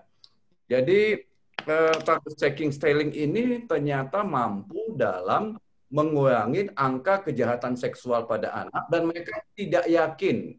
Kenapa mereka tidak yakin dengan Kebiri? Karena Kebiri tidak mampu mengurangi angka kejahatan seksual dibandingkan dengan Tables Checking Styling ini atau TBS. Itu ya bentuk hukuman yang lain yang lebih tepat pada pelaku kejahatan seksual pada anak yang sudah diterapkan di Belanda dan berhasil menekan angka kekerasan seksual pada anak 30% setiap tahunnya. Sekarang anak-anak mereka lebih aman dari pelaku-pelaku kejahatan seksual setelah mereka menerapkan bentuk hukuman, bentuk tindakan seperti ini. Jadi ini namanya double track system. Hukumannya tidak lama di penjara, tapi lebih lama di pusat rehabilitasi dan negara bertanggung jawab terhadap itu, serta nanti orang ini juga punya kewajiban untuk membayar sesuatu kepada negara. Karena negara telah mengeluarkan uang untuk menyembuhkan dia. Gitu. Terima kasih, Mbak. Ya. Terima kasih Bang Sofyan melengkapi jawaban dari pertanyaan yang dimaksud.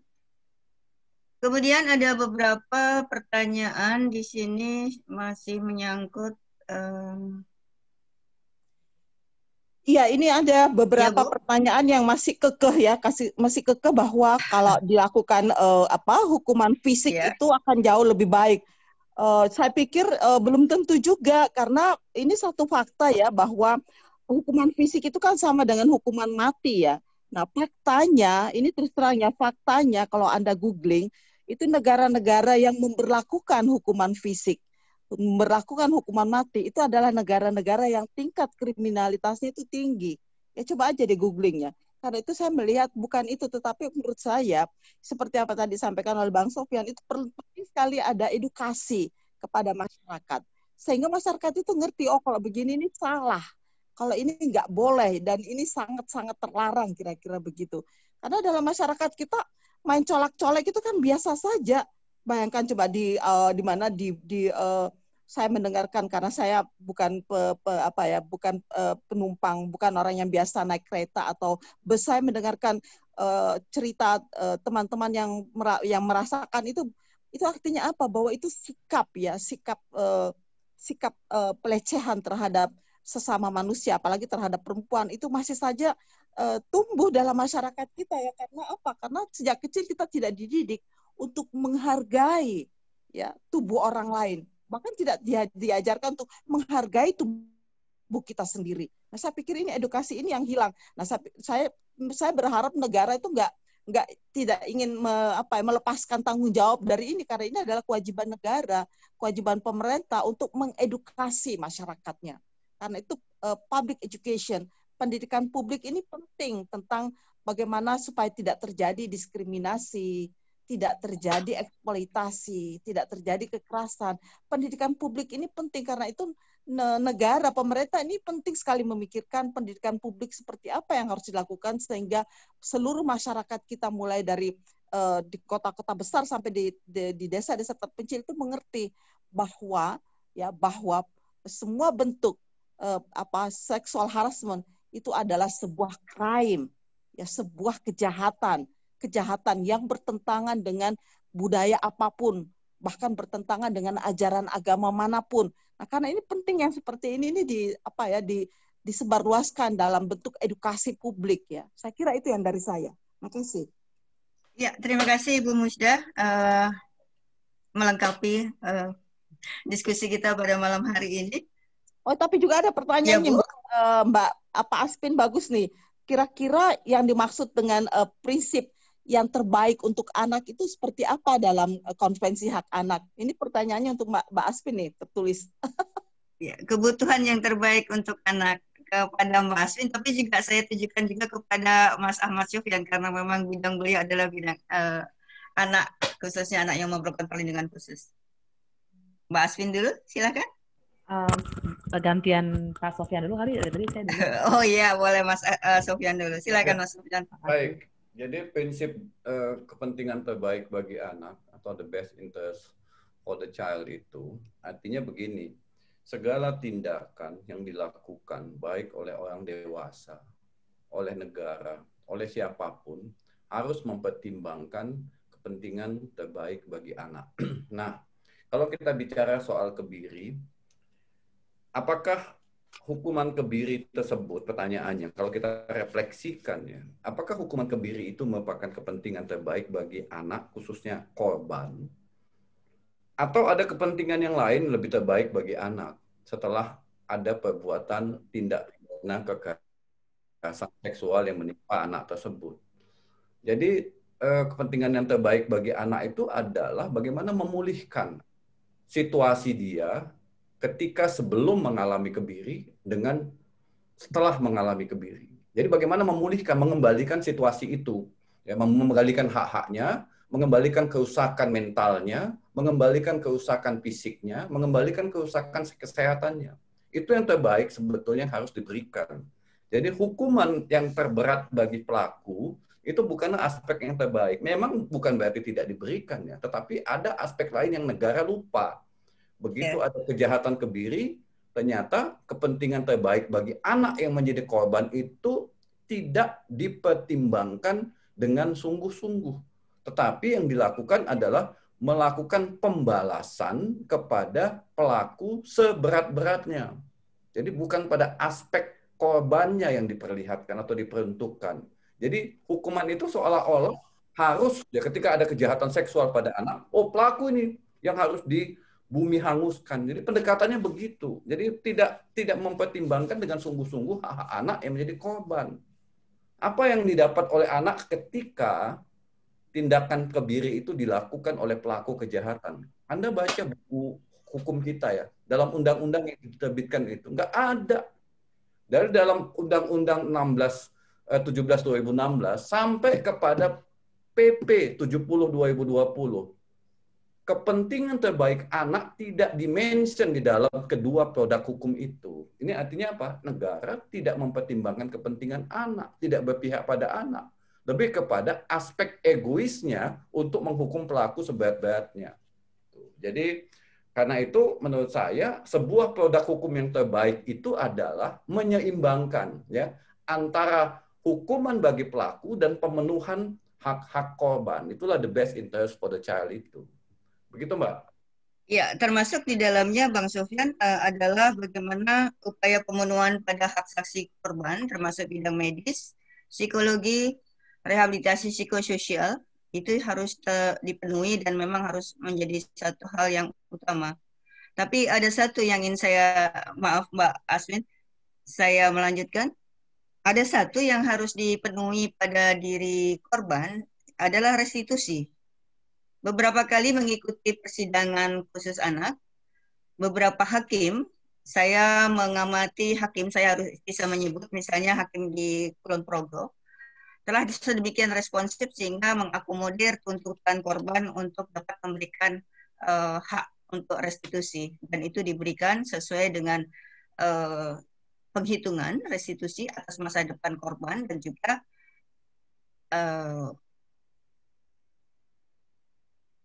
permohonan maaf dari pelaku kepada korban. Ini adalah merupakan satu pengajuan yang ada di Indonesia terkait dengan restitusi. Mungkin Bang Sofyan bisa menambahkan sebelum ke Mbak Aswin terkait dengan restitusi kepada pelaku, karena tadi adalah best interest for children. Iya, baik. Saya singkat aja karena ada Mbak Aswin juga. Jadi tadi di awal saya sudah mention pemuliaan pada korban. Yeah. Pemulihan pada korban itu adalah bentuk restitusi yang harus diberikan kepada korban. Nah, inilah yang tidak. Jadi undang-undang kita itu tidak berpihak pada pemuliaan pada korban tadi itu. Yang kita ketahui lah sebabnya macam-macam. Kalau kita baca chat ada patriarki, hubungan kuasa, ya ada gangguan kejiwaan, gangguan psikologi, dan macam-macam ya. Itu bisa ahli forensik psikologi yang bisa mengidentifikasi sebab-sebab itu. Dan pengadilan gagal dalam mengidentifikasi sebab-sebab itu. Setelah sebab itu ditemukan, maka pemulihan terhadap pelaku itu, pemulihan terhadap korban itu dilakukan. Jadi hakim bisa memerintahkan bahwa Anda telah menyebabkan korban mengalami ini. Karena itu Anda juga harus memberikan apresiasi, bukan apresiasi, tapi permohonan maaf. Jadi kadang-kadang korban itu pengen ada ucapan permohonan maaf yang tulus dari pelaku. Dan ini kan tidak ada bentuk hukuman seperti itu. Jadi dianggap hukuman berat itu akan memulihkan korban. Tidak ada korelasi dengan itu. Penelitian menunjukkan bahwa hukuman yang berat itu tidak memberikan implikasi pada pemenuhan dan rasa kepuasan dan rasa recovery korban itu akan pulih. Nggak ada. Ya. Tidak ada korelasinya dengan itu. Kita yang emosional, pelaku dihukum berat. Walaupun inkapasitas namanya. Pengkebirian itu adalah kalau Musda bilang, ya itu kan tindakan kebiri itu tindakan yang dilakukan pada masa prasejarah kuno ya, yang kenapa dimunculkan lagi sekarang gitu. Dokter aja nggak setuju, bayangkan dokter yang sekolahnya bertahun-tahun tidak setuju kebiri itu dimasukkan sebagai salah satu bentuk hukuman yang dipakai di pengadilan. Kebiri itu untuk menyembuhkan, bukan untuk bentuk penghukuman ya, walaupun bahasanya dihaluskan menjadi tindakan. Dokter enggak. Obat ini untuk menyembuhkan, bukan untuk menghukum. Ya. Obat ini bukan untuk hukuman. Jadi tidak tepat menyuntikkan orang, lalu itu sebagai bentuk obat. Itu menyalahi temuan para medis. Karena itu dokter keberatan untuk mengidi keberatan sebagai eksekutor untuk menyuntikkan itu kepada korban, kepada pelaku. Jadi siapa yang akan melakukan itu? Nah, kita nggak tahu juga. Takutnya seperti negara Norwegia. Ketika telah menyuntikkan sekali, digugat oleh karena pelaku mengalami obesitas, migrain, dan gangguan pada kesehatannya, digugat, habis itu Norwegia stop untuk melakukan tindakan kebiri dan undang-undang itu dicabut. Demikian, Mbak. Iya, terima kasih Bang. Termasuk salah satu Korea Selatan ya, kalau di negara Asia sudah memperlakukan kebiri ini. Dilanjutkan ke Mbak Aswinati, silakan. Ya, saya singkat aja karena tadi sudah komplit sekali dari Pak Sofyan. Jadi ya betul, jadi segala kebijakan itu pusatnya adalah anak. Jadi kepentingan anak itu. Dan sebetulnya anak itu kan juga bisa ditanya gitu dalam beberapa hal. Misalnya kalau kita mau bikin pemulihan itu bahkan yang lebih jauh lagi, kita bisa bertanya dia maunya apa gitu. Bukan berarti karena anak dia tidak punya pendapat, itu juga diakui di dalam konvensi hak anak.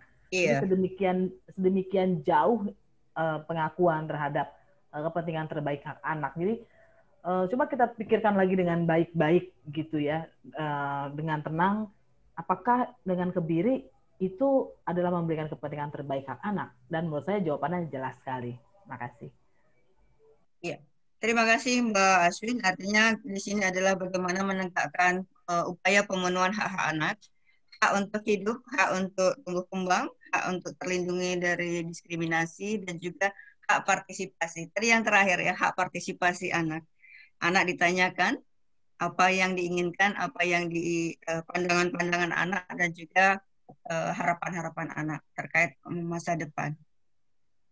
Beberapa putusan hakim terkait dengan kekerasan seksual pada anak, beberapa tadi saya katakan karena belum secara keseluruhan telah mulai mengacu kepada Undang-Undang Perlindungan Anak dan juga pada upaya pemenuhan restitusi, meski ada beberapa yang memicu konflik terkait dengan restitusi karena dianggapnya adalah menggantikan penderitaan pada korban. Sementara itu adalah satu hal yang upaya sebagai rasa bersalah pelaku kepada korban. Baik, dari Bu Musda ada yang mau ditambahkan? Ya, saya hanya menegaskan ini ada bagus nih dari Mbak Yanuar ya. Terus ya. Nggak tahu ini dari Yanuar mengatakan begini bahwa sejumlah hasil penelitian mengungkapkan motivasi pelaku itu lebih banyak berkaitan dengan struktur patriarki. Nah, ini kan yang masalah kita nih, masalah belenggu patriarkal dalam masyarakat kita ini nggak selesai. Kekerasan terhadap perempuan, kekerasan terhadap anak itu kan lebih banyak dipicu oleh ketidakadilan gender, persoalan-persoalan patriarkal yang tidak selesai dalam budaya, patriarkal dalam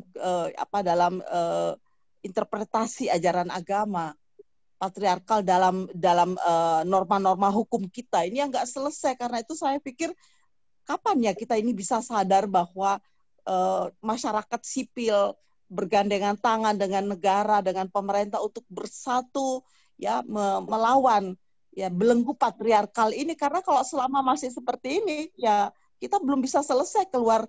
Jadi upaya-upaya untuk melindungi anak, melindungi perempuan, yang melindungi kelompok-kelompok minoritas yang lain itu nggak akan selesai selama masyarakat kita ini masih dibelenggu oleh budaya patriarkal yang menganggap kekerasan itu sebagai sebuah solusi, kira-kira begitu ya.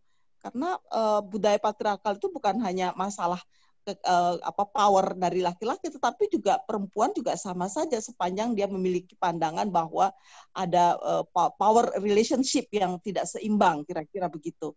Saya kira ini penting ya menjadi poin kita pada malam hari ini, struktur patriarkal, lalu juga pandangan yang tidak utuh terhadap anak ya, lalu juga kemudian sikap motivasi balas dendam. Saya kira ini nggak bisa ya kita jadikan hukum itu sebagai motivasi balas dendam. Tetapi juga saya mengapresiasi beberapa pandangan yang muncul di chat ini, bahwa gimana nih caranya melakukan upaya-upaya rehabilitasi terhadap pelaku yang betul-betul punya masalah dengan dengan hasrat seksualnya yang tidak terkendali. Nah, saya kira ya mungkin penelitian Bang Sofyan ada nggak ya kira-kira, karena saya belum punya penelitian yang dalam nih tentang hasrat seksual, bagaimana menghadapi kelompok-kelompok masyarakat seperti ini, dan bukan hanya nanti setelah di pengadilan, tetapi juga semacam pendidikan publik di masyarakat kita sehingga kita bisa mengenali seseorang itu, mengajarkan orang itu untuk meredam hasrat seksual yang tak terkendali itu tadi. Terima kasih. Iya, terima kasih Ibu. Iya. Ada nggak Bang Sofyan bisa memberikan itu nggak tentang itu? Oh, ke Bang Sofyan lebih dulu. Jadi gini ya, saya sebetulnya bukan bidang saya itu ya, tentang kenapa seseorang memiliki hasrat seksual kita cari nih catatan memiliki hasrat seksual pada anak-anak. Jadi kalau dalam hukum pedofili maksudnya ya? Ya. Itu ahli psikologi yang bisa menjawab itu. Kenapa ada orang dewasa yang memiliki hasrat seksual pada anak, ya? Jadi apa yang menjadi motivasi sehingga terjadilah yang disebut dengan kejahatan seksual pada anak. Jadi sebetulnya ada perilaku-perilaku. Jadi kan kalau dalam kriminologi, kebetulan S2 saya tentang kriminologi tentang kejahatan seksual pada anak. Jadi lebih mendalamin kenapa orang melakukan kejahatan seksual pada anak. Jadi ternyata lebih banyak dominan itu adalah faktor-faktor yang saya sebutkan tadi. Faktor biologi, faktor sosial, dan faktor psikologi. Jadi itu faktor-faktor yang menyebabkan. Memang ada perilaku menyimpang. Jadi ini disebut dalam kriminologi adalah perilaku menyimpang ya. Kenapa dia melakukan hubungan seksual dengan anak-anak. Tapi bagaimana mengerem ini, nah itu bukan bidang saya ya. Bagaimana agar tidak ada perilaku seks menyimpang pada anak-anak ini, itu tidak ada. Jadi ya memang harus dipulihkan, direhabilitasi. Kalau orang psikologi forensik menyatakan, ya orang ini harus dipulihkan, harus direhabilitasi, bukan dihukum. Nah, itu kata mereka. Sehingga bentuk pemulihan dan rehabilitasi itulah yang harus dimasukkan di dalam revisi undang-undang berikutnya, bukan dikebiri. Ya. Jadi kebiri itu tidak tepat untuk dijatuhkan kepada pelaku kejahatan seksual kepada anak karena ada kelakuan-kelakuan yang menyimpang tadi itu. Jadi nggak tepat. Jadi Bu Prof tadi juga bilang, kalaupun dikebiri, dia bisa melakukan kekerasan seksual dengan alat yang lain. Nah itu ya, dengan alat yang lain. Jadi bukan berarti. Jadi yang penting itu adalah bagaimana pikirannya itu disembuhkan agar tidak ada hasrat seksualnya pada anak itu dulu. Jadi bukan dikebiri, bukan. Jadi kalau kebiri itu kan tadi itu saya bilang, implikasi medisnya ada loh, Pak. Bisa obesitas. Orang yang ingin gendut itu cukup aja disuntik dengan jadi pengen gemuk, jika ada peserta di sini yang kurus, nggak gemuk-gemuk, minta aja ke dokter disuntikkan itu. Akan gemuk dia, gemuk dengan sendirinya. Jadi implikasinya berbahaya. Bayangkan ya, orang akan menjadi obesitas ketika disuntik kebiri. Kalau kucing ingin gemuk kan dia kebiri kan gemuk dia kan. Jadi berbahaya sebetulnya kebiri itu. Jadi apakah kita tega ya? Ada saudara kita dikebiri, lalu dia menjadi badannya bongsor. Implikasi kebiri tadi itu ya sifat kemanusiaannya akan hilang gitu loh. Sifat kesehatannya akan hilang. Itu bukan itu tujuan hukuman, bukan itu. Tujuan hukuman adalah mengembalikan orang tersebut agar tidak berperilaku menyimpang. Itu tujuan hukuman. Jadi proses rehabilitasi dan pemulihan bukan membuat orang tersebut menjadi inkapasitas, bukan itu tujuan. Jadi kalau kita punya pikiran itu, ada kemungkinan kita yang memiliki gangguan kejiwaan, ada kemungkinan, ya, gangguan kejiwaan. Dalam Islam aja ketika mau menghukum, tanya dulu kan korban, setuju nggak dia digantung, setuju dia nggak dia dibunuh. Ada proses itu loh. Jadi proses untuk menanyakan kepada korban itu ada. Apa bentuk hukuman yang harus diberikan kepada orang tersebut, bukan emosionalnya orang dewasa, untuk menghukum berdasarkan pikirannya sendiri. Demikian, Mbak. Terima kasih, Prof. Ya, saya kira juga Mbak Latri harus ditegaskan ya bahwa kita sama sekali, Mbak Latri, bahwa kita sama sekali ya tidak tidak menyetujui artinya gini. Saya sebagai pribadi, saya sangat membela atau mengerti perasaan korban ya, bukan berarti kita menyepelekan perasaan keadilan untuk korban ya, tetapi Kebiri itu sama sekali tidak relevan untuk membangun sebuah masyarakat yang menghargai ya tentang hak anak dan menghargai upaya-upaya untuk menghilangkan atau paling tidak mengurangi berbagai macam bentuk kejahatan seksual terhadap anak. Ini penting sekali untuk ditegaskan. Dan yang kedua Mbak Latri, jadi catatan kita malam ini adalah bahwa kita membutuhkan ahli seksologi ya atau juga psikolog untuk menjelaskan persoalan ini pada pada webinar yang akan datang. Oke? Siap, Ibu. Untuk dapat diketahui bahwa pada malam hari ini diskusi kita telah hadir beberapa staf ahli menteri dari KPPA dan juga Kementerian Sosial menyimak secara langsung dalam chatting room dan juga dalam diskusi kita pada malam hari ini. Dan juga masukan-masukan tersebut akan dicatat dan akan disampaikan kepada Ibu Menteri dan kepada dua Ibu Menteri, Ibu Menteri KPPA dan juga Ibu Menteri Sosial.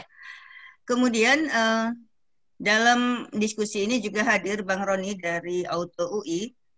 Sebelumnya di Auto UI juga telah diskusikan terkait dengan permasalahan kebiri ini.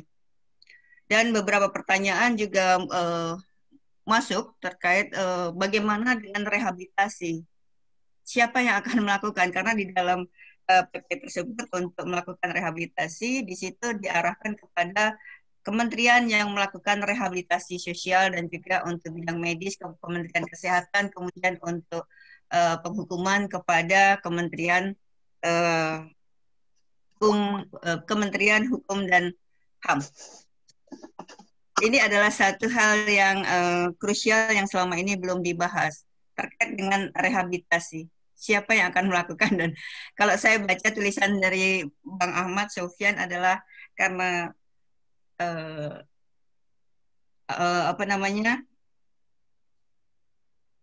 suntikan ataupun injeksi itu harus dilakukan secara teratur dan juga dalam waktu lama. Siapa yang akan mengawasi di lapangan khususnya di Indonesia?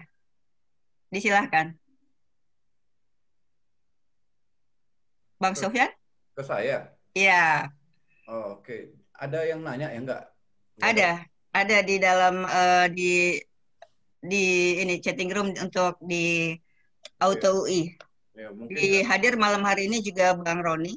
Ya, karena mungkin membaca artikel saya ya. Jadi memang saya cukup lama bekerja di isu perlindungan anak ya. Tapi kenapa saya punya pandangan tidak setuju kebiri? Kalau komitmen saya pada perlindungan anak itu tidak perlu dikhawatirkan.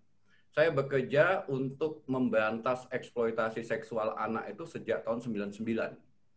Ya, jadi sejak tahun 99 saya sudah memiliki komitmen yang tinggi untuk penghapusan praktek-praktek eksploitasi seksual anak. Jadi upaya-upaya perlindungan anak itu sudah saya lakukan sejak tahun 99. Kemudian saya mendalami persoalan ini, kemudian muncul ya tiba-tiba muncul Perpu ya yang yang menurut saya itu adalah keputusan instan seolah-olah mengatasi kekerasan dan eksploitasi seksual anak itu hanya dengan kebiri. Itu kan keputusan instan. Itu menunjukkan bahwa negara tidak punya formulasi yang jangka panjang mengatasi masalah praktek-praktek kekerasan dan eksploitasi seksual anak. Ya, itu instan. Namanya instan, mie instan itu apakah menyehatkan atau tidak? Ya mengenyangkan sesaat, tapi untuk tidak jangka panjang. Nah, itu. Jadi keputusan membuat kebiri itu adalah keputusan jangka pendek, bukan untuk mengatasi masalah kekerasan seksual di Indonesia. Jadi saya tadi sudah menyebutkan data. 2016 muncul perubahan ketiga Undang-Undang Perlindungan Anak dan salah satunya adalah ada tindakan kebiri. Coba dicek ya, sejak tahun 2017, 18, 19, apakah benar ada ancaman kebiri itu akan membuat angka kekerasan seksual pada anak di Indonesia berkurang? Tidak. Saya bisa tunjukkan fakta-fakta itu. Sehingga negara sebaiknya memiliki formulasi jangka panjang dalam mengatasi masalah kejahatan seksual ini. Jadi bukan itu satu-satunya cara. Penghukuman wajib. Karena ada kekerasan seksual pada anak. Ya, wajib. Nggak mungkin tidak ada hukuman. Tetapi bagaimana pelaku kejahatan seksual anak ini juga bertanggung jawab untuk mempromosikan, membantu negara untuk mengatasi kejahatan seksual pada anak lain. Karena mereka tahu komunitasnya itu ada di mana. Sama lah juga dengan narkoba. Bagaimana pelaku narkoba ini diminta membantu kepolisian untuk memberantas kejahatan narkoba. Itu lebih efektif. Jadi mereka menjadi teman untuk memberantas kejahatan seksual pada anak. Bukan malah dibuat inkapasitas sehingga mereka menjadi dendam.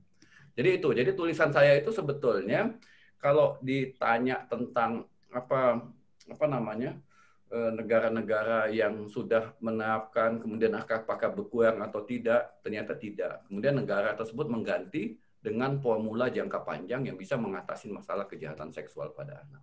Demikian, Mbak. Ya, terima kasih Bang Sofyan. Artinya telah sangat jelas di mana arah diskusi kita pada malam hari ini. Ada satu pertanyaan yang masuk adalah apakah peraturan hukuman kebiri ini didasari atas pemahaman bahwa hukuman penjara yang selama ini dilakukan pemerintah belum ditangani secara sistemik di penjara tapi tidak pernah dipikirkan langkah-langkah konkretnya. Mbak Aswin mungkin dapat menjawab pertanyaan ini? Iya. Halo, ya. Kalau kita lihat kan memang ini seolah-olah bukan, ini memberikan alternatif dari hanya pemenjaraan gitu ya. Tapi karena tadi kita sudah bahas bahwa ini juga meleset gitu, jadi ini bukan solusi yang tepat kalaupun awalnya mau ke sana gitu. Saya setuju sekali tadi kita kita kurang membicarakan soal cara pandang yang tidak setara antara laki-laki dan perempuan atau patriarki itu sebagai salah satu penyebab selain tadi ada penyakit dan lain-lain tadi ya, Hasrat. Misalnya kalau kita perhatikan dalam komunitas-komunitas adat itu orang bisa bertelanjang dada tapi tidak mengalami kekerasan seksual gitu. Tapi kalau di kota-kota gitu kan, di kota-kota Indonesia rata-rata meskipun tidak semua, kalau kita melewati sekumpulan orang gitu ya, laki-laki perempuan melewati, maka dia akan kena sweet gitu. Nah ini menurut saya salah satu yang harusnya menjadi perhatian kementerian-kementerian karena itu adalah tanggung jawab Indonesia sebagai negara pihak SIDO. Bagaimana ada cara pandang yang berubah mulai dari kecil ditanamkan bahwa kita harus menghargai orang, itu perbuatan yang salah gitu, dan harusnya komunitas pendidikan, institusi pendidikan adalah tempat yang paling utama untuk menanamkan pikiran ini. Dan masalahnya di Indonesia sekarang institusi pendidikan menjadi tempat yang tidak aman buat para anak-anak dan juga orang-orang yang di sekolah, yang kuliah gitu. Jadi lain sekali. Jadi saya nggak merasa kalaupun itu dijadikan alternatif pemidanaan, dia adalah alternatif yang baik gitu, yang harus dilakukan sangat jauh dari itu dan harus lebih sistematis. Terima kasih, Bu. Terima kasih Mbak Aswin. Bapak Ibu, teman-teman sekalian, pada malam hari ini rupanya seru sekali kita membicarakan bagaimana menghentikan kekerasan seksual terhadap anak. Apakah dengan tindakan kebiri ataupun ada alternatif yang lain.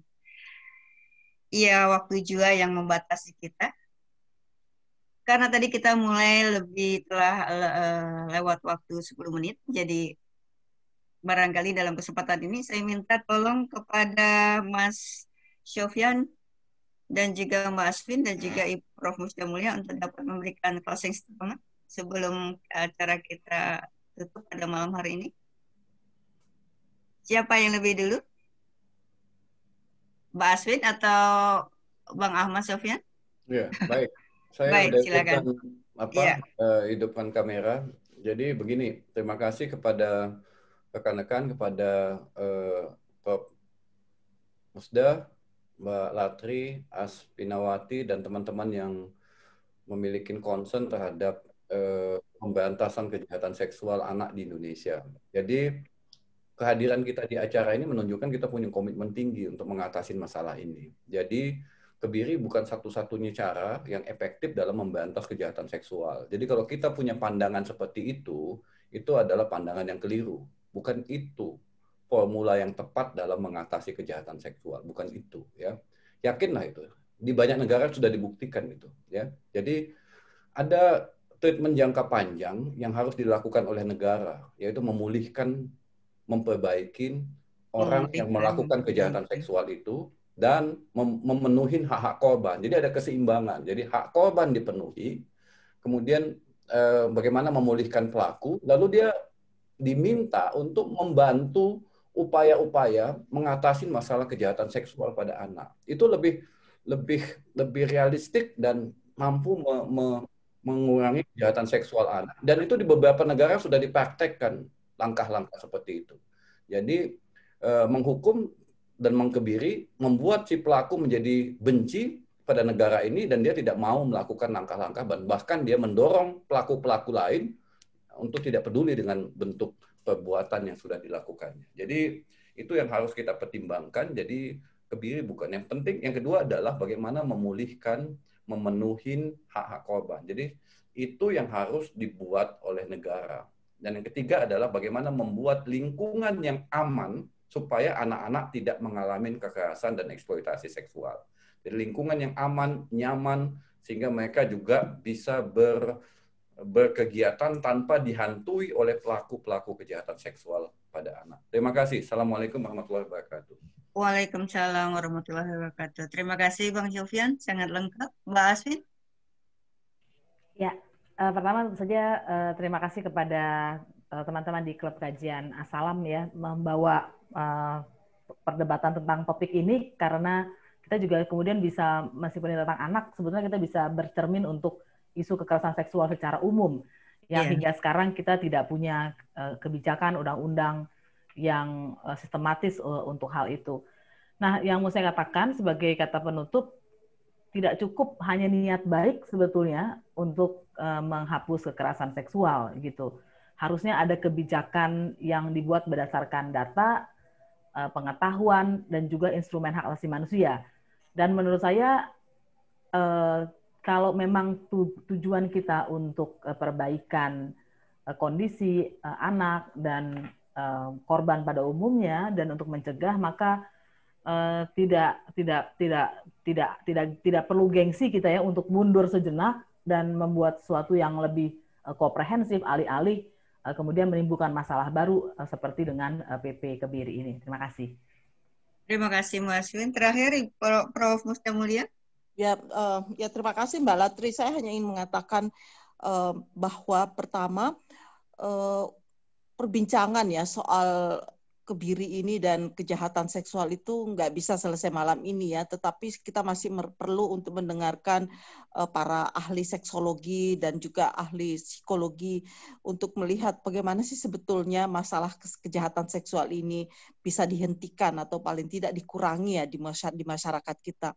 Karena itu saya berharap ada upaya-upaya yang lebih serius dari semua unsur masyarakat kita, dari kalangan psikolog seperti apa, dari kalangan seksolog seperti apa, dan juga dari kalangan agamawan juga seperti apa. Dan berharap nanti kita bekerja sama dengan kalangan pemerintah untuk betul-betul, karena terus terang aja ya, saya tuh benar-benar kalau bicara tentang kejahatan seksual, itu seperti saya kehilangan hopeless gitu, kok ini nggak selesai-selesai gitu.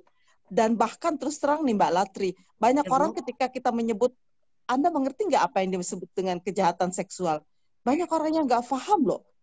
Meskipun dia itu sudah setingkat setingkat katakanlah sudah setingkat S1, nggak paham kejahatan seksual itu apa maksudnya gitu.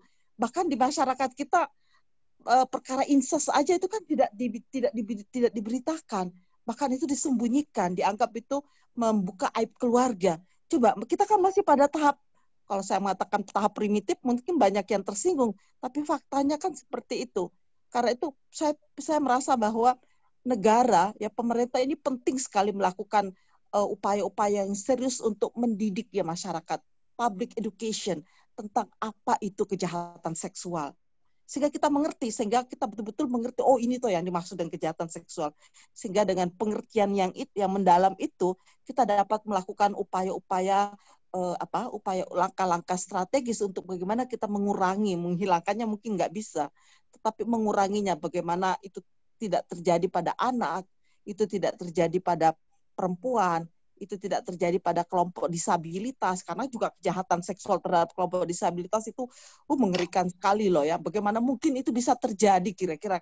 Kan kok pikiran waras kan, aduh kok bisa ya melakukan hal seperti itu terhadap kelompok yang rentan ya, dan kelompok-kelompok minoritas yang lain. Saya kira ini pekerjaan PR besar ya buat kita semua sebagai, terus terang bukan hanya sebagai warga negara, tetapi sebagai manusia yang selalu dihadapkan dengan persoalan-persoalan kemanusiaan yang nggak ada habisnya. Tetapi bagaimanapun juga sebagai manusia yang punya hati nurani, saya menggugah kesadaran kita, kesadaran kemanusiaan kita yang paling dalam untuk bagaimana kita berpikir mencari solusi terbaik untuk menolong sesama. Terima kasih, mudah-mudahan ada manfaatnya untuk kita semua. Terima kasih Mbak Latri. Wassalamualaikum warahmatullahi wabarakatuh. Waalaikumsalam warahmatullahi wabarakatuh. Terima kasih banyak Prof. Musda Mulia, Mbak Asfinati, dan juga Mas Ahmad Sofyan membicarakan tentang kekerasan seksual pada anak malam hari ini. Bagaimana kita menghentikan kekerasan seksual pada anak, apakah dengan kebiri atau dengan review atas beberapa regulasi yang ada. Ini adalah merupakan PR kita bersama. Namun demikian, ada satu hal yang juga tidak boleh kita lewatkan adalah bagaimana kita mendorong penyelesaian rancangan undang-undang PKS. Itu adalah merupakan satu hal yang penting agar kekerasan seksual, terutama kasus-kasus domestik, bisa dideteksi secara dini dan juga bisa dapat memberikan dampak penegakan hukum yang dapat dan juga meminimalisir terutama dari kerugian dari sisi korban. Saya sungguh sangat berharap atau kita semua berharap terkait dengan RUU PKS dapat kembali disegerakan. Baik, Ibu dan Bapak, teman-teman semuanya, diskusi pada malam hari ini adalah merupakan kerja bersama teman-teman dari Kajian Salam. Dr. Dinda sudah masuk UGD lagi karena beliau sedang bertugas di ASMAT. Jadi malam hari ini yang menjadi koordinator program adalah Dr. Dinda. Dr. Dinda ada di ASMAT dan di Rumah Sakit Agats dan membidangi program ini. Dan juga Mbak Rubaida, Mbak Amna, dan Mbak Dea, dan juga teman-teman yang lain. Terima kasih banyak untuk kerja kita bersama pada malam hari ini, meski sangat cepat, instan, namun sangat bermanfaat. Terima kasih kepada Mbak Asfinawati, kepada Mas Ahmad Sofyan, dan juga kepada Prof. Musda Mulia, dan juga kepada ibu-ibu dari staf khusus Menteri KPPA dan juga dari Kementerian Sosial pada malam hari ini telah hadir. Terima kasih banyak telah menyimak dan juga telah mencatat untuk disampaikan kepada para pengampu dan pengambil kebijakan, khususnya di Kementerian Sosial dan juga Kementerian KPPA. Terima kasih pendengar telah hadir dan menyimak. Terima kasih. Dan juga kepada teman-teman semua yang telah hadir pada malam hari ini. Tadi saya melihat ada beberapa Romo dan juga beberapa suster dan juga teman-teman dari ujung Aceh sampai dengan di Kupang dan juga di Agats, Papua telah hadir pada malam hari ini, Jayapura. Mohon maaf saya tidak bisa menyapa secara keseluruhan kepada teman-teman. Terima kasih mohon maaf atas segala kekeliruan dan juga terima kasih kepada teman-teman yang juga telah memberikan banyak contekan dan juga masukan kepada saya melalui chatting room ataupun melalui WA. Terima kasih. Wassalamualaikum warahmatullahi wabarakatuh. Selamat Waalaikumsalam malam. warahmatullahi. Oh iya, malam ini tadi dipesenin untuk kita foto bersama, Ibu. Ya Mbak sebelum Amna. ya sebelum ditutup teman-teman bisa dibuka videonya dan di-unmute buat foto bersama. Malam hari ini suaranya Amna sangat riang. Terima kasih. Nah, Udah. kita berikan senyum kita yang termanis untuk malam hari ini, untuk anak-anak Indonesia, untuk keselamatan perlindungan anak-anak Indonesia. Oke. 1, 2, 3.